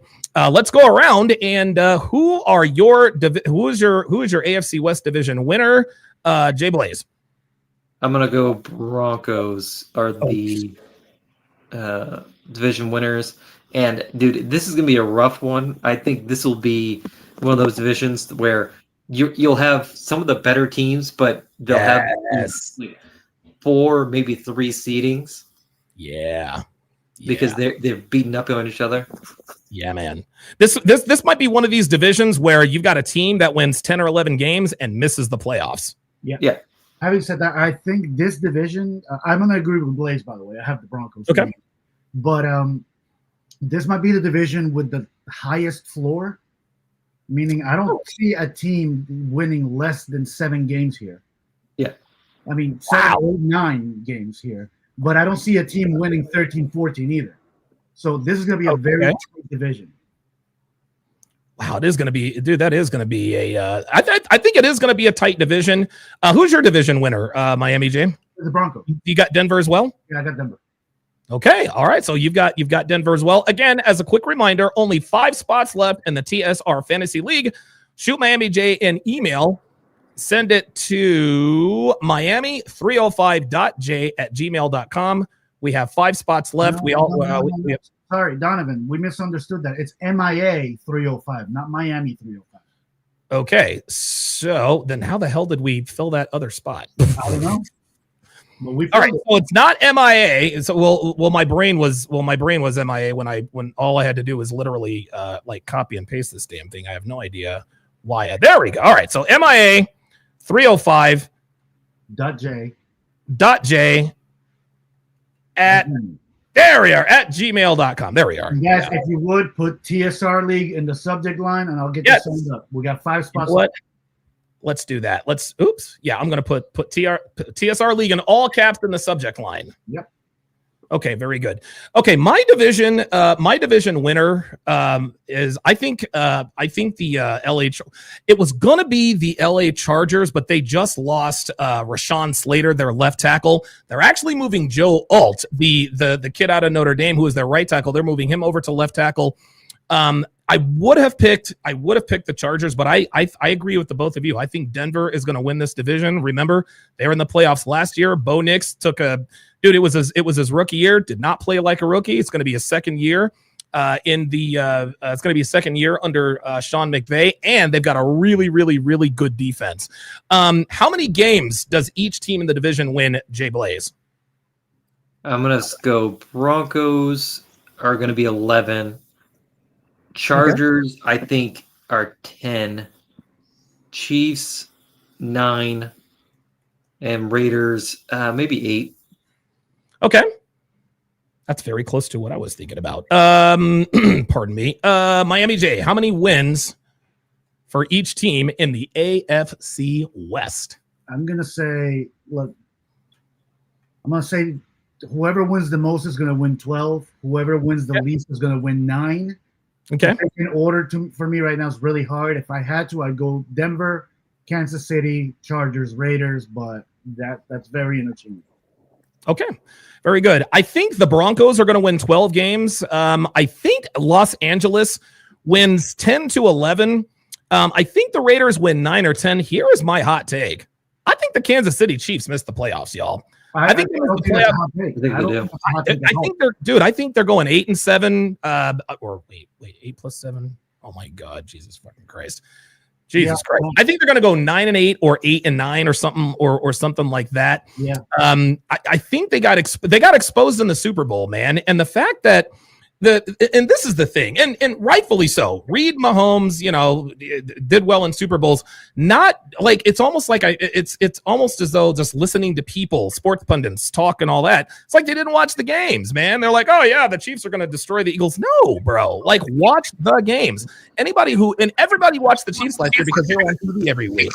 They were a below average football team. They were a below average football team they were aided by the rest, but let's keep it real. Andy Reid and Mahomes' experience along with Travis Kelce, it is a game of inches. So let's give their experience, a little bit of credit, but they were a below average team and they got massively exposed in the Super Bowl.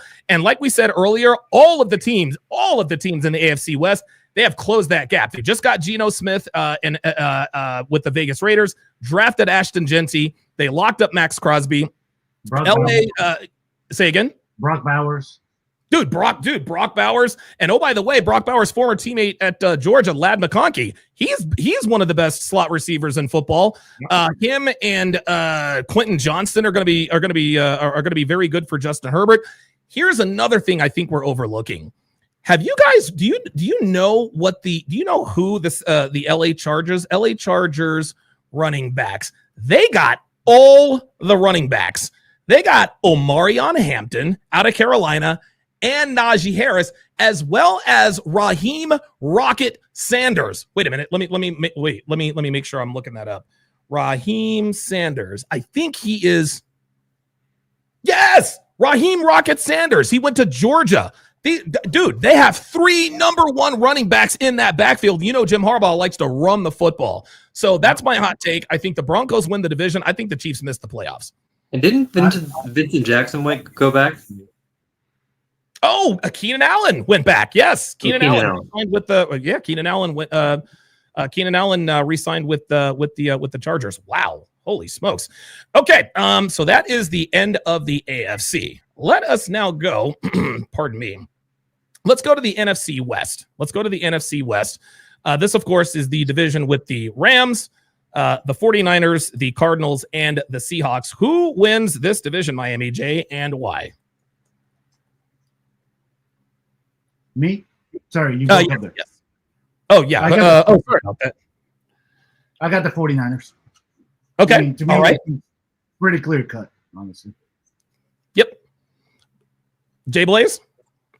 Okay, I have the 49ers are like a walking injury carton of people. God. I'm going to go with the Rams. Oh. Okay. I'm typing that in for you right now. He's got the Rams. I've also got the Niners winning that division. And I don't think, obviously injuries notwithstanding, that's always going to be a factor.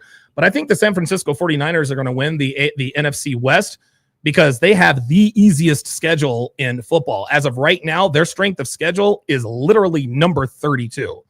Like 32. It is Cupcake City. It is Cupcake City on that Niners roster. Now they did lose Deebo Samuel, but they got back. They got Brandon Ayuk is back. Christian McCaffrey is back, and he did make it through preseason, which is good. So he's there and healthy. And of course, they've also got Ricky Pearsall, who's not going to take the top off the defense, but he has very good hands, very reliable. They've still got George Kittle, Trent Williams. So the 49ers, I think, are going to win the division because of that soft schedule. They have the number 32 in strength of schedule. CJ Harbor thinks it's going to be the Seahawks. All right, JBlaze, give me the number of wins for each team in the NFC West. I'm going to go Rams 11, San Fran 10, Arizona, I'm going to go 8, and Seahawks are 9. Okay. All right. Seahawks are 9. Miami J. I'm thinking about those numbers that Blaze just said.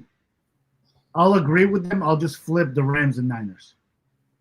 Okay. Just going to flip the Rams and the Niners. Okay. I'm going to go. I think the Niners are going to win 13 games. I think because of that easy schedule, I think they will challenge for the number 1 overall seed. I think the Rams are also going to win 13 games, but I think the Niners, I think the Rams and the 49ers are going to be, it's going to be a very top heavy division. I think they both win 12 games. but I think San Francisco sweeps the Rams. The Cardinals. I mean, the Cardinals are going to win 6 games. The Seahawks will probably win 8. Yes, the Seahawks do have Sam Darnold, but I don't. Just given the division that they play in, I don't think the Seahawks or the Cardinals are going to be very competitive. One last question about the NFC West. Do you think, and a lot of people have talked about this, do you think Mike Shanahan is possibly coaching for his job? Or is that not even a fair question? I don't think it's a fair question. They faced a lot of outside variables there, a lot of injuries, a lot of other things that I don't think it's coaching for his job just yet. Okay. All right. What do you think, JBlaze? Playing for his. The only way, because he has made some mistakes. I don't know how you upgrade in the head coach position than Kyle Shanahan, but he hitched his wagon to Brock Purdy, and I think paying him that amount of money was a mistake. But you think so? I disagree. I think Brock. Well, I'll put it to you this way: I think Brock was worth it. What did he? I think they're paying him $50 million a season or something like that. It wasn't too bad. If I were the Niners, I would have offered him 45 a year. I'd have been good with 40 to 45 a year. But dude, in my opinion, man, Brock earned that contract, man. The dude was not. He was Mr. Irrelevant. He came right in, understood the offense completely. And for Kyle Shanahan to hitch his wagon to a guy like Brock Purdy when he was there, dude, he was there for the who did they draft? God, who the fuck did Trey? He was there for the Trey Lance debacle. He's the one that made the call. So I think Brock Purdy is definitely the real deal, man. All right, we'll see him more of a Trent Dilfer, Mike Hasselbeck type of role. Yeah. You think so? I don't think he's a full force multiplier. He's not a guy who's going to go out there and blow people out. He's going to be solid, and you'll ask him to make no mistakes, and let the running game and the defense carry you. He's like Dak Prescott. I think he's well, let me think. You know what? Brock Purdy that's Dak Prescott. Value-wise, value for value, contract for contract, Brock is definitely the better value. But in terms of like raw physical skill, they are. And Brock probably moves a little better than Dak now because Dak has had 2 lower body injuries. And if you've noticed, Dak does not run anymore. That part of his game has been completely eliminated, and that, of course, is because of all of the injuries. I don't know if I mentioned this earlier, but I do have a hard stop on 5 o'clock. So I mean, just letting you know. Oh, okay. What time is it there? Oh no. We got like 15 minutes. Can you guys give me like 15 more minutes? Yeah. I know because I actually got to start getting ready for my podcast. But dude, I start talking about sports, man, and I just fucking forget everything. Oh yeah, I know. We could go all night. Okay. Oh, also, guys, I'm going to start doing watch parties on Rumble. I'm going to start doing primetime football game watch parties. I'm going to find a way to rig it up in our living room so that you guys can see what we see. Of course, the first watch party is going to be the Eagles and the Cowboys. That is just going to be all kinds of fun. I absolutely cannot wait. And I'll have this all prepared. That way, if you guys want to drop in and say what's up or whatever, do like a watch along. But that is going to be all kinds of fun. Okay, let's go to the next division here. Let's go to the NFC South. So we've got the Carolina Panthers, the New Orleans Saints, who just named Spencer Rattler as their starting quarterback. Baker Mayfield re-up with the Tampa Bay Buccaneers. And then we have the Atlanta Falcons. Miami J, who is your division winner? The Atlanta Falcons. Woo! I like it. Who's your division winner, JBlaze? Michael Penix Jr. puts it together there. It's going to be for no other reason, I see nobody else to really challenge him. I don't think the Bucs are that strong, and we know the Panthers are the same garbage. Yeah, the Panthers are still a year. It seems like the Panthers have been a year away forever. They're like 5 years. Yeah. And they just traded Adam Thielen back to the Minnesota Vikings, which I think was pretty cool. Who's your division winner, JBlaze? I'm going to say this is the worst division in sports. The cast. God damn, okay. No, not in football. Not in football. He said in sports. Yo, I was expecting him to give sort of a laid back thing because he's like, yeah, I think they're the worst division in the history of sports. Holy shit. I'm gonna go the Falcons. Like flip a coin between them and the Bucks. Whoever has the least injuries, I'm gonna just give them the division. But I'll say the Falcons. I just got a notification that the Packers are going all in for a trade for Micah Parsons. That was just announced on the Pat McAfee show. They said they're going all in on a trade. That doesn't mean anything quite yet, but I don't know. Where there's smoke, there's fire. Just keep Micah's ass out of the NFC East. I don't give a fuck. I don't want. Oh, god damn. The only NFC East uniform I want to see Micah wearing is the Eagles, and we all know that's not going to happen. Guys, I agree with you guys. I think the Atlanta Falcons, I think they win this division. I don't think they win it going away. And I agree with you. Dude, they've got Kyle Pitts, who's going to have a breakout year. Michael Penix Jr., who I think has limitless potential. If he can stay healthy, he's going to be awesome. And Bijan Robinson. Dude, Bijan Robinson, he's like a rich man's LaDainian Tomlinson. If you guys have ever watched this dude, we got a taste of his ass last year. With that Monday Night Football game that we blew against the Atlanta Falcons. So I think Bijan Robinson is going to be a problem. I think the Buccaneers the Buccaneers definitely finish a close second. But I think I think 10, possibly 11 games wins this division. What say you guys? 10, 11. I don't think we're going to get I don't think we're going to get like a 12 or 13 winner out of this division. Yeah, this is going to be that one division winner that everybody's like, this team should be a wild card team. Yeah, there you go. Yeah, yes, this is the division that will continue to make a case for reseeding everything. My win total. This is the division that the Green Bay Packers are going to end up having to take a road playoff game to one of these crappy teams. The Packers are going to be 13-4, and they're going to have to play in Atlanta, who finishes 10-7. Exactly.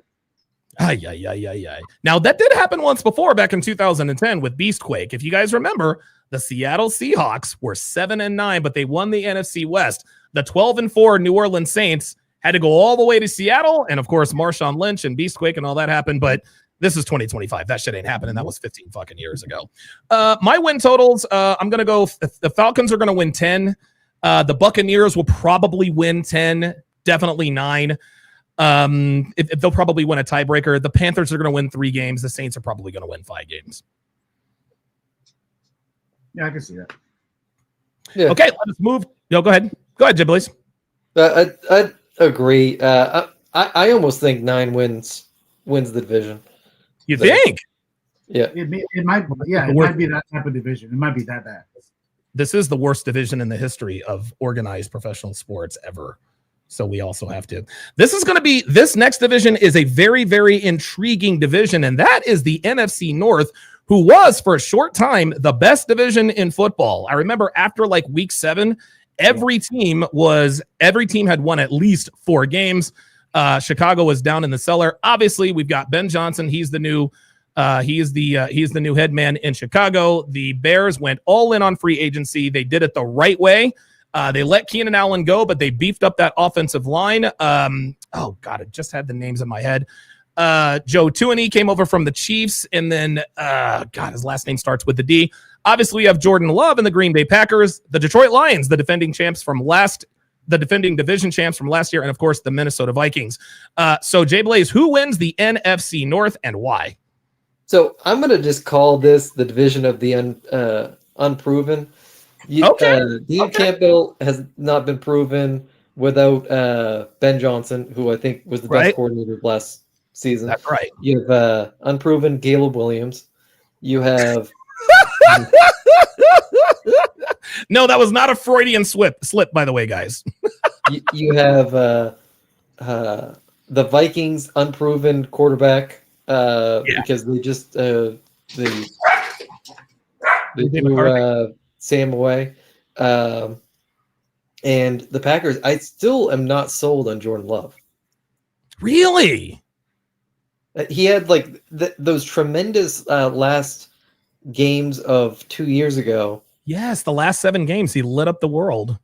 But he got injured early on last year against the Eagles. He was never quite the same. I'm gonna go. Hot take. Here we go. I'm gonna go the Bears. No, you serious? The Chicago Bears win the NFC North. I love it. I love it. Yes, there we are. I'm recording all these. I'm actually writing them down. You can't be serious. Dude, I still have the video of your boy talking about Justin Fields is going to be the best quarterback in the NFL. Yeah, fair enough. All right, I'm putting you down for the Bears, buddy. All right, here we go. Miami J, agree or disagree?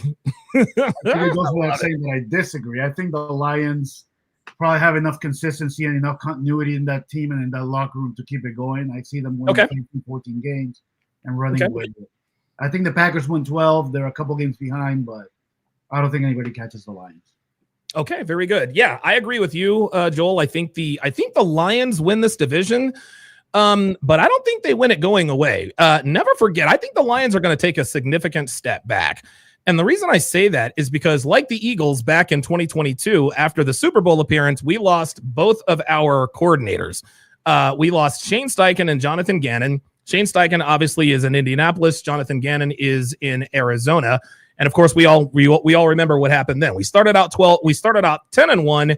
We absolutely got hosed by the 49ers at home. They got their lick back for the NFC title game, Hassan Reddick and Brock Purdy and all that. And then we were never the same after that.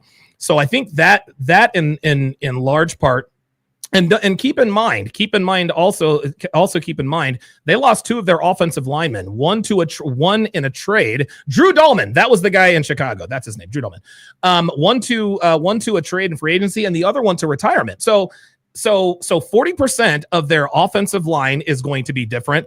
They have a different offensive coordinator and a different defensive coordinator who are both now head coaches in the NFL. All of that said, I think the Lions win this division, but I think they win this. I think it's probably going to be decided like on the last game of the season. I can see it. But. Okay. All right. Win totals for, this is going to be good. JBlaze, what are your win totals for the NFC North? You got Chicago going 14-3, right? I'm going to go Chicago 12. Woo! I love it. I love it. Yes. That's a Vikings 10. Okay. Oh, wow. So they are going to be, so you've got them being the best division in football. You know what? I'll tell you what, man, if the Bears really do take a step forward, I really can see them getting all four teams into the playoffs much the same way the AFC North did it a couple of years ago. Remember, they got old man Flacco came in and he guided the Browns to the playoffs and all four teams got into the playoffs.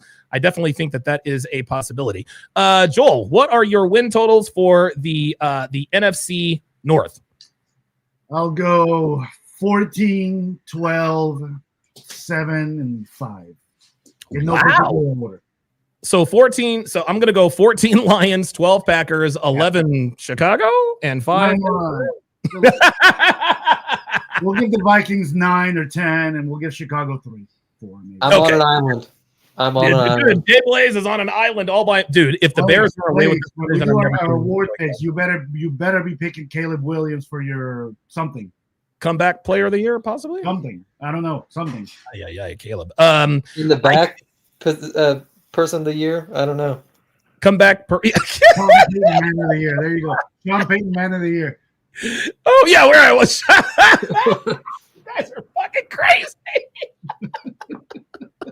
Which, incidentally enough, is the most prestigious award in the NFL. So who knew?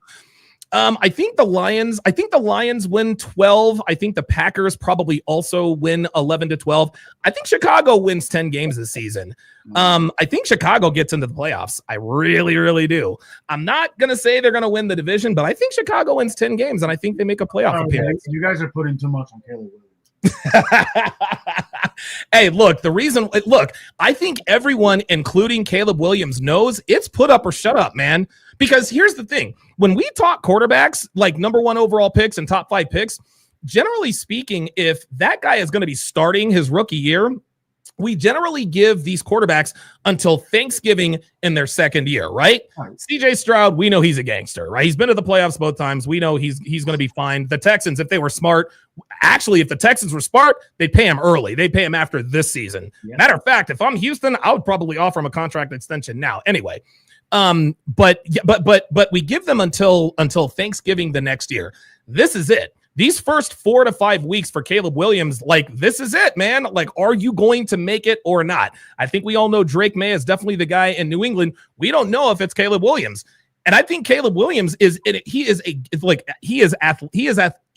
as athletically gifted as I have ever seen in a quarterback. But just like Miami J said, dude, 2 years ago, from the neck up, you just don't know. From the neck up, you just don't know. So, you just said it. It's put up or shut up time. What evidence from college till now have we seen that Caleb Williams can put up? Holding the ball too long? Hey, I saw the preseason game where he had complete control of the offense. Uh-oh. Right. And so, and see, here's the thing. This is why, and I think the Chicago Bears used to be one of the worst run franchises in football. How did it go? They got so Matt Nagy was the head coach. They drafted Mitch Trubisky.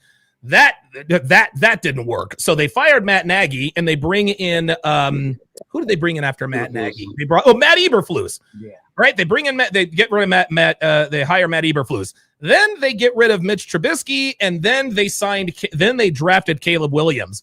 Normally what they would do is after they fired Matt Eberflus, they would hire another defensive head coach.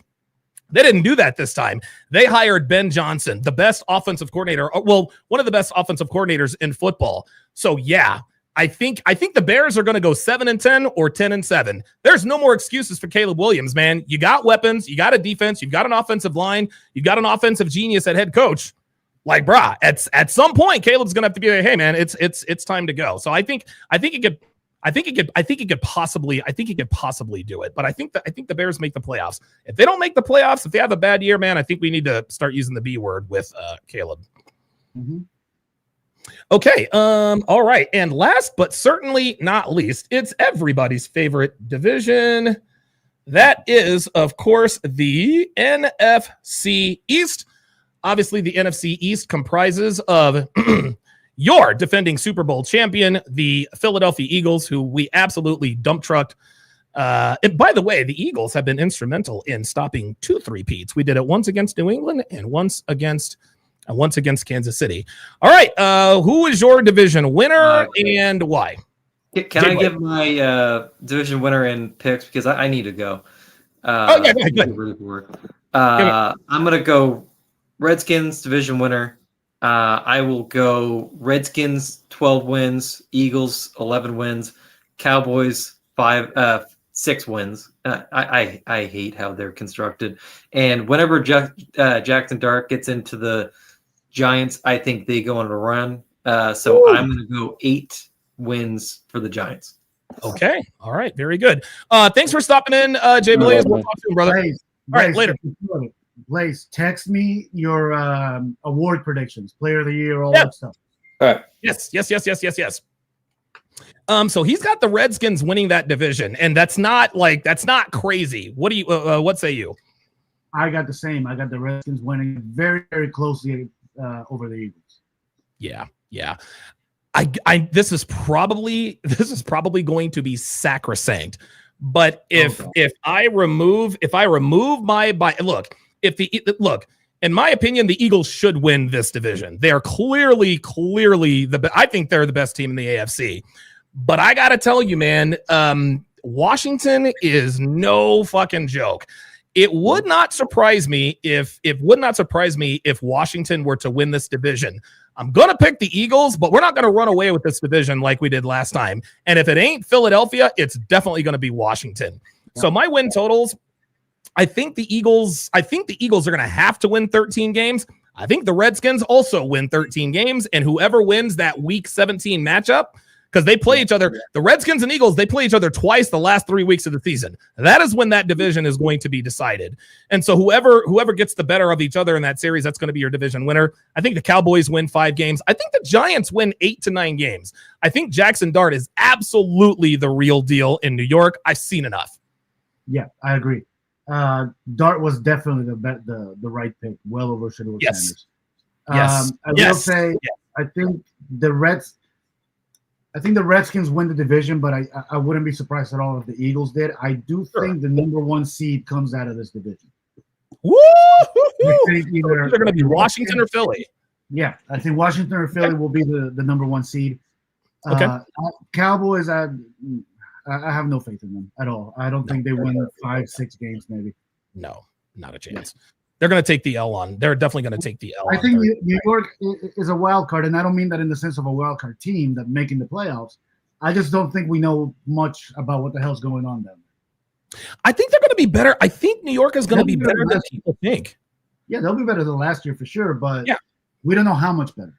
And last year they were a train wreck. So they did get Abdul Carter. Okay, he is easily the best defensive player in the draft. They got Jackson Dart. Malik Neighbors is the number 1 receiver on that team, and we all know he is going to be good. And get this, dude, their 2 backup quarterbacks are Russell Wilson and Jameis Winston. You could do a lot worse than those 2 as backup quarterbacks. I didn't realize that. I didn't put those 2 together.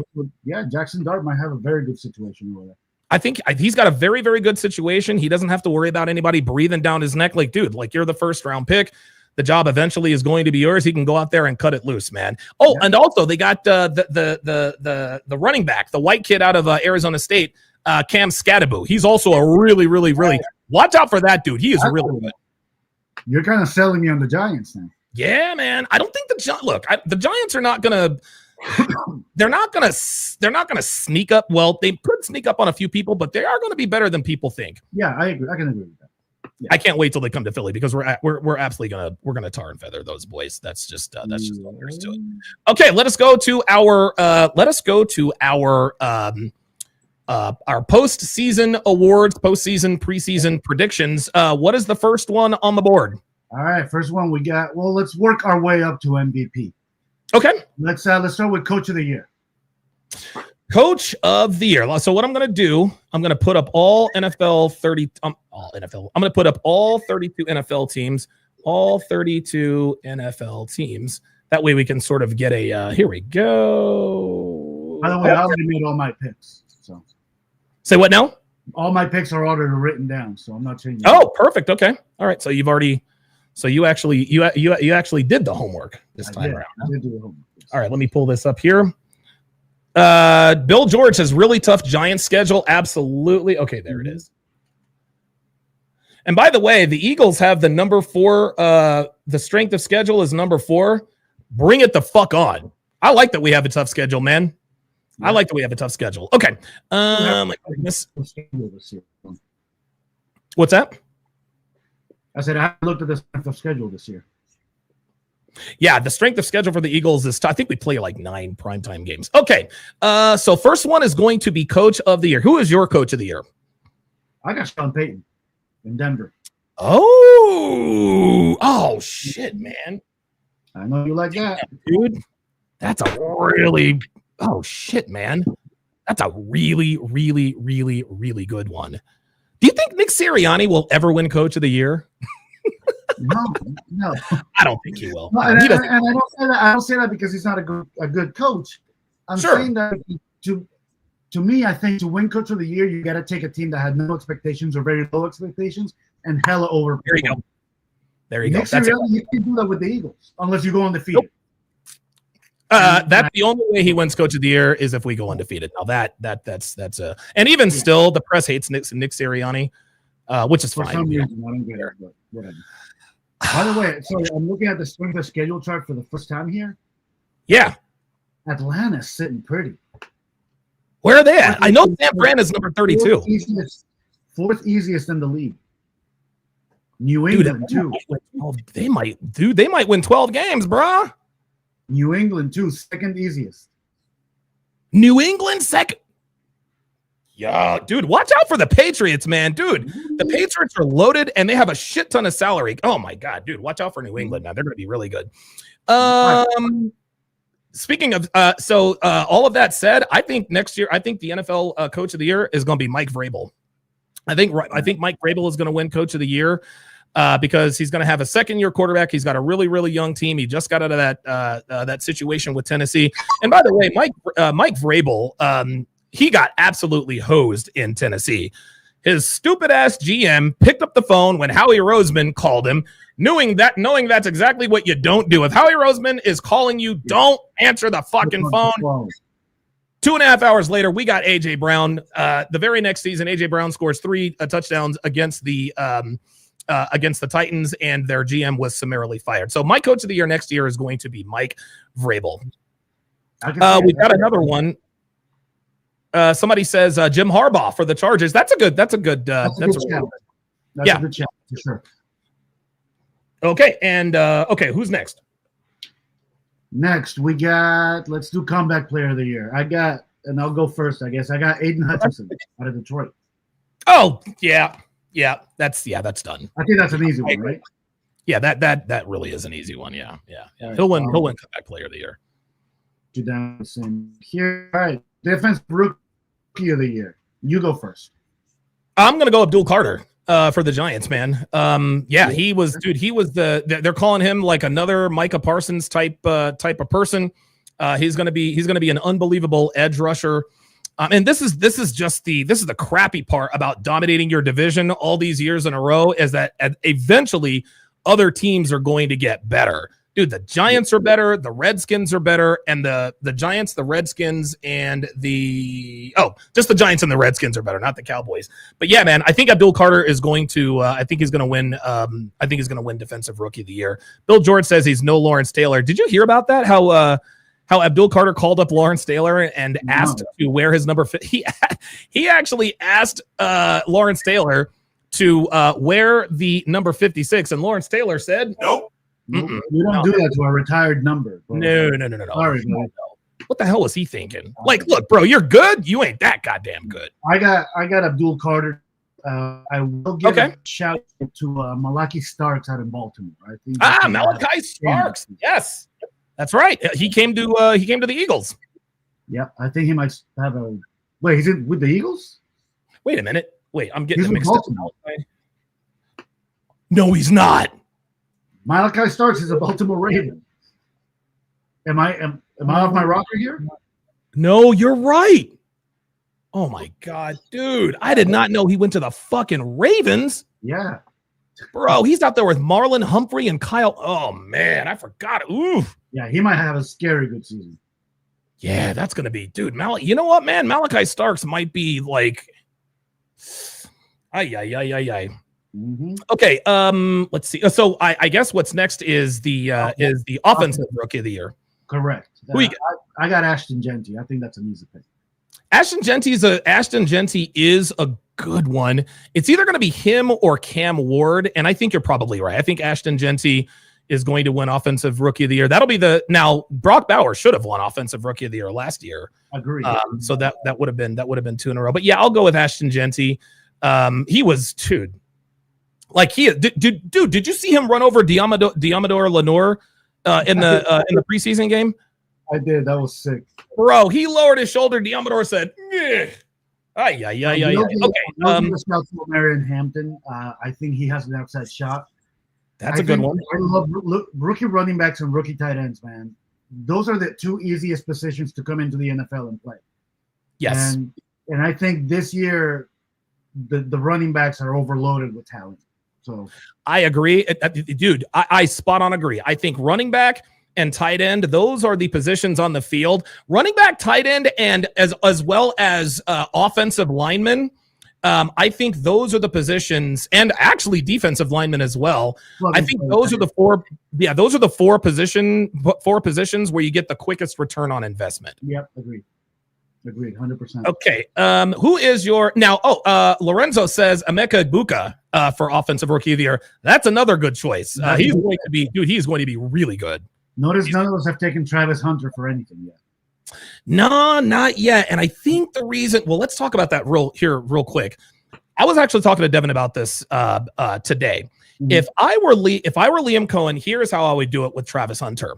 I would allow him to play 2 out of every 3 offensive plays and 1 out of every 3 defensive plays. So, for example, if you have 3 plays on a 3 and out, I want Travis Hunter on the field for 2 of those plays, right? Maybe play 1, play 2, maybe play 2, play 3, maybe 1 and 3, 2 out of 3.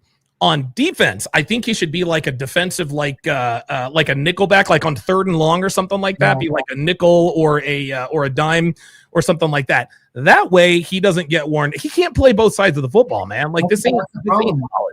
That's the thing about him is that even if you give him a pitch count on both sides there, you're not taking full advantage of him and his talent on either side of the football.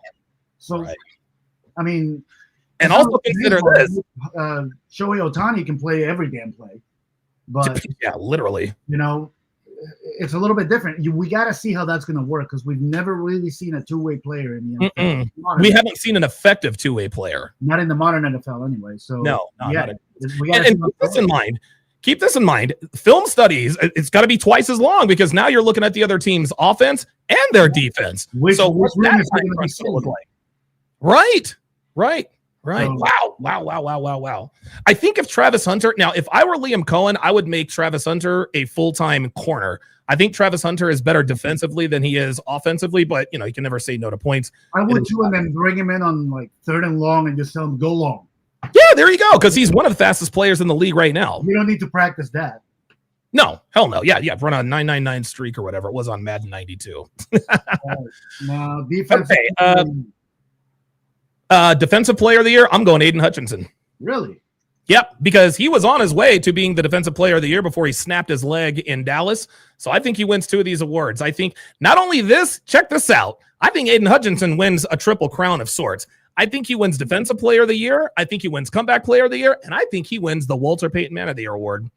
Interesting. Okay. I think he does. He does, dude. Like the stuff he does in Detroit and like in and around Michigan. Yeah. There's no way dude, it would be very hard to believe if he wasn't at least in the running for that. By the way, excuse me for my shagginess. I do definitely need a haircut, but oh, dude, at least you still have hair, dude. I gotta keep keep mine low, man. You gotta keep it tight. Get like a transplant or something. I'm going Will Anderson Jr. at Houston.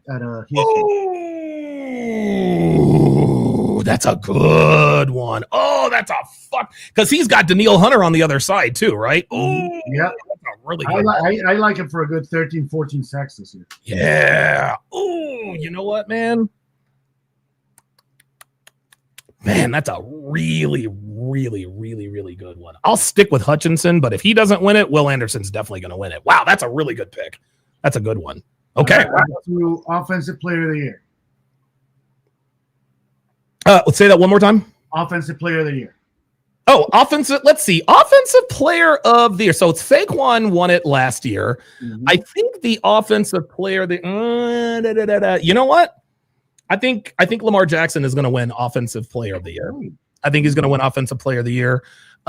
He had better numbers, I think, statistically than Josh Allen. I think he threw more touchdowns, fewer interceptions, and of course, he's fucking Lamar. This is the way I compare Lamar and Jalen Hurts. Lamar runs like a receiver. Jalen Hurts runs like a running back, if that makes sense. Yeah, they're both very good ball carriers, but Jalen has tailback skills, while Lamar Jackson has that elusiveness of a wide receiver. Jalen will put a shoulder down and try to run a guy over. Yeah. And Lamar will just make you look stupid and spin move or whatever. So actually, Jamar. You've got Jamar Chase. That is a very good one. He won the Triple Crown last year. Yeah, Jamar Chase. I think, like I said earlier, I think Cincinnati's going to have the top offense in the league this year. Woo. And they're going to have to, bro. Yep. They're going to have to. Honestly, I think the Bengals are going to score 30 a game. Mm-hmm. Yep. I think they're going to. So yeah, I got Jamar Chase. Okay, very good. And I'll let you go first because this one's my hot take for the year. Who's your MVP? Jalen Hurts is going to win. Jalen Hurts is going to win the MVP, and it's not necessarily going to be because he will be the most valuable player, but I think his body of work over the last 3 seasons, he's clearly, and look, everyone wants to make a big deal. Why does Jalen Hurts not get the love? I could not care less about whether Jalen Hurts is the 9th best or this. I don't care, because guess who cares the least where Jalen Hurts is ranked? is Jalen Hurts. He doesn't give a shit about that stuff. If Jalen Hurts stays healthy, if he stays upright, I think the narrative around him having outplayed Mahomes now in 2 Super Bowls, he's been to the playoffs every year. He's been a starter, including that one terrible year he had. I think Jalen will probably win the MVP as sort of like a lifetime achievement award. They'll be like, okay, you know what? We keep shitting on this kid. He's outplayed the best quarterback of our generation twice in 2 Super Bowls. Absolutely just destroyed Kansas City again. He is likely going to win his division again. He'll probably be in the playoffs. So I think it'll be Jalen, but not because he will be the MVP, but because of the narrative. I can see that. I like that. I like that pick. But my hot take for the year, you're gonna like this one. My MVP this year is gonna be Bo Nix. I think he's gonna have a breakout year. I think he might lead the NFL in yards. With the caveat of Joe Burrow. Oh yes. But next those two are gonna be battling it all year. I think Joe Burrow's going to to get fun race to watch. Joe Burrow is going to. Man. He brought the Broncos to their first division championship in God knows how long. Woo! Whoa, Nix. I love it. I got Bo Nix as my MVP. Bo Nix is more physically gifted than Drew Brees ever was in Drew Brees' prime. And now he has the older, wiser, more experienced Sean Payton who couldn't get Russell Wilson out of town fast enough. Man, I like that pick a lot. That's actually a good one. Wow, Bo fucking Nix. Dude, I love it. Let's go. That's actually not crazy, man. I actually kind of like that because I think he is going to light it up, man. I really do. Well, I think he is. It's what this is. Okay, the Super Bowl picks. Oh yeah, Super Bowl picks. Let's do those. Actually, let's do this first. Let's do a dark horse Super Bowl pick, like a dark horse team that will just make it. Then we'll do our Super Bowl. Okay. My dark horse out of the AFC is the Denver Broncos. I think they went into Buffalo, they got trounced, but dude, everybody's gonna be a year older and a year smarter. I think my dark horse Super Bowl pick in the NFC is Washington. I would say LA, but because everyone is expecting, LA to, I guess supplant the Eagles, but I don't think so. I think if it's not the Eagles, it's definitely going to be the Redskins. Okay. I actually like that pick a lot of the Redskins. I didn't think about them, but I do like my pick still. I got the Broncos out of the AFC also, but I got the Falcons out of the NFC. Ooh! I think they might surprise Super Bowl 32, I think, or 33. Something like that, yeah. I think they actually have some very, very key pieces in place. I think they might have the running game, they have the tight end, they have a couple of receivers. Yep. If Michael Penix Jr. can go in there and light it up, I think the Falcons might be a sneakily good team. Wow, fair enough. So my real Super Bowl pick, I'm going Eagles Bills.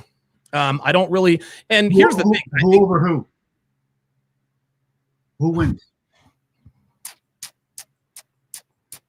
Probably Buffalo. So Bills over the Eagles. Yeah, I think the Bills beat the Eagles because I think now if the Bills had played the Eagles this year, I think the Eagles would have won, but I think the Bills are hungry.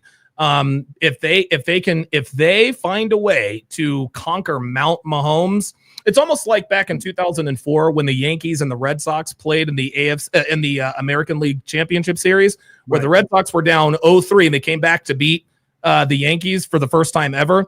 We all knew they were going to beat the Cardinals in the World Series. Like, dude, if you can come back from 0-3 down to beat the Cardinals, to beat the Red Sox, you're going to, and then they ended up sweeping the Cardinals. They actually won 8 games in a row in the playoffs. I think that's the way it is. I think that's going to kind of be the way it is with the Bills and the Eagles. I think because the Eagles will have been to two, this will be their 3rd Super Bowl appearance in the last, 4 seasons. Buffalo is tired of getting beat by Mahomes. We're finally here. Let's fucking get this done.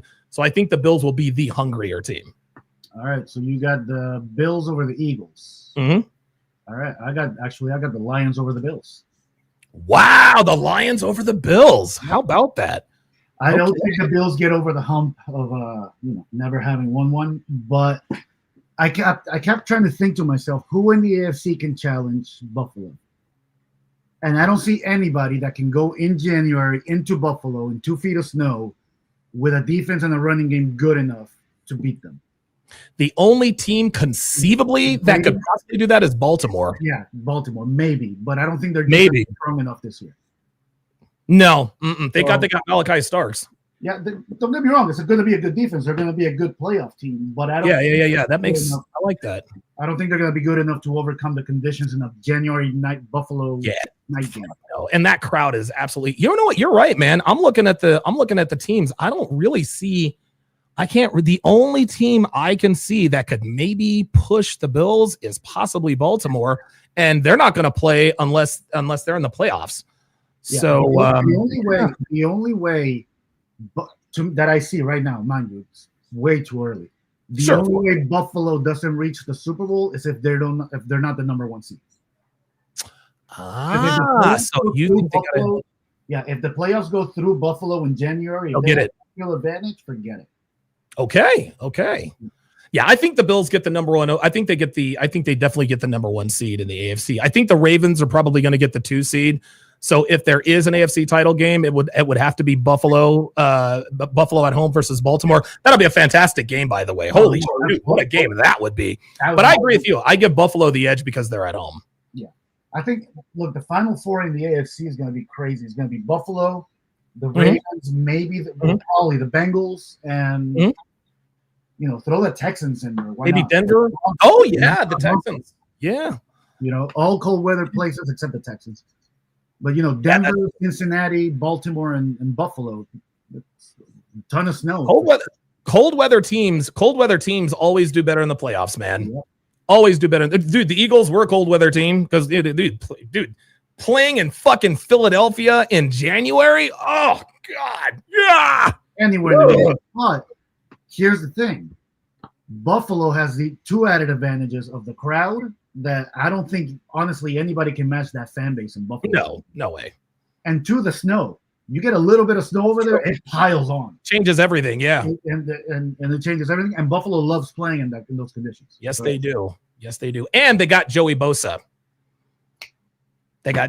So that's going to be. So they essentially replaced Von Miller. Okay, man. I think we can wrap it up here, man. We got it done in a tidy 2 hours and 11 minutes.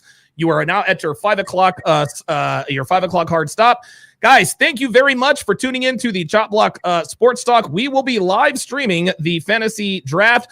Again, if you want to get into the fantasy league, we got 5 spots left. I'm going to be announcing it again today. I'm going to put up some social media posts.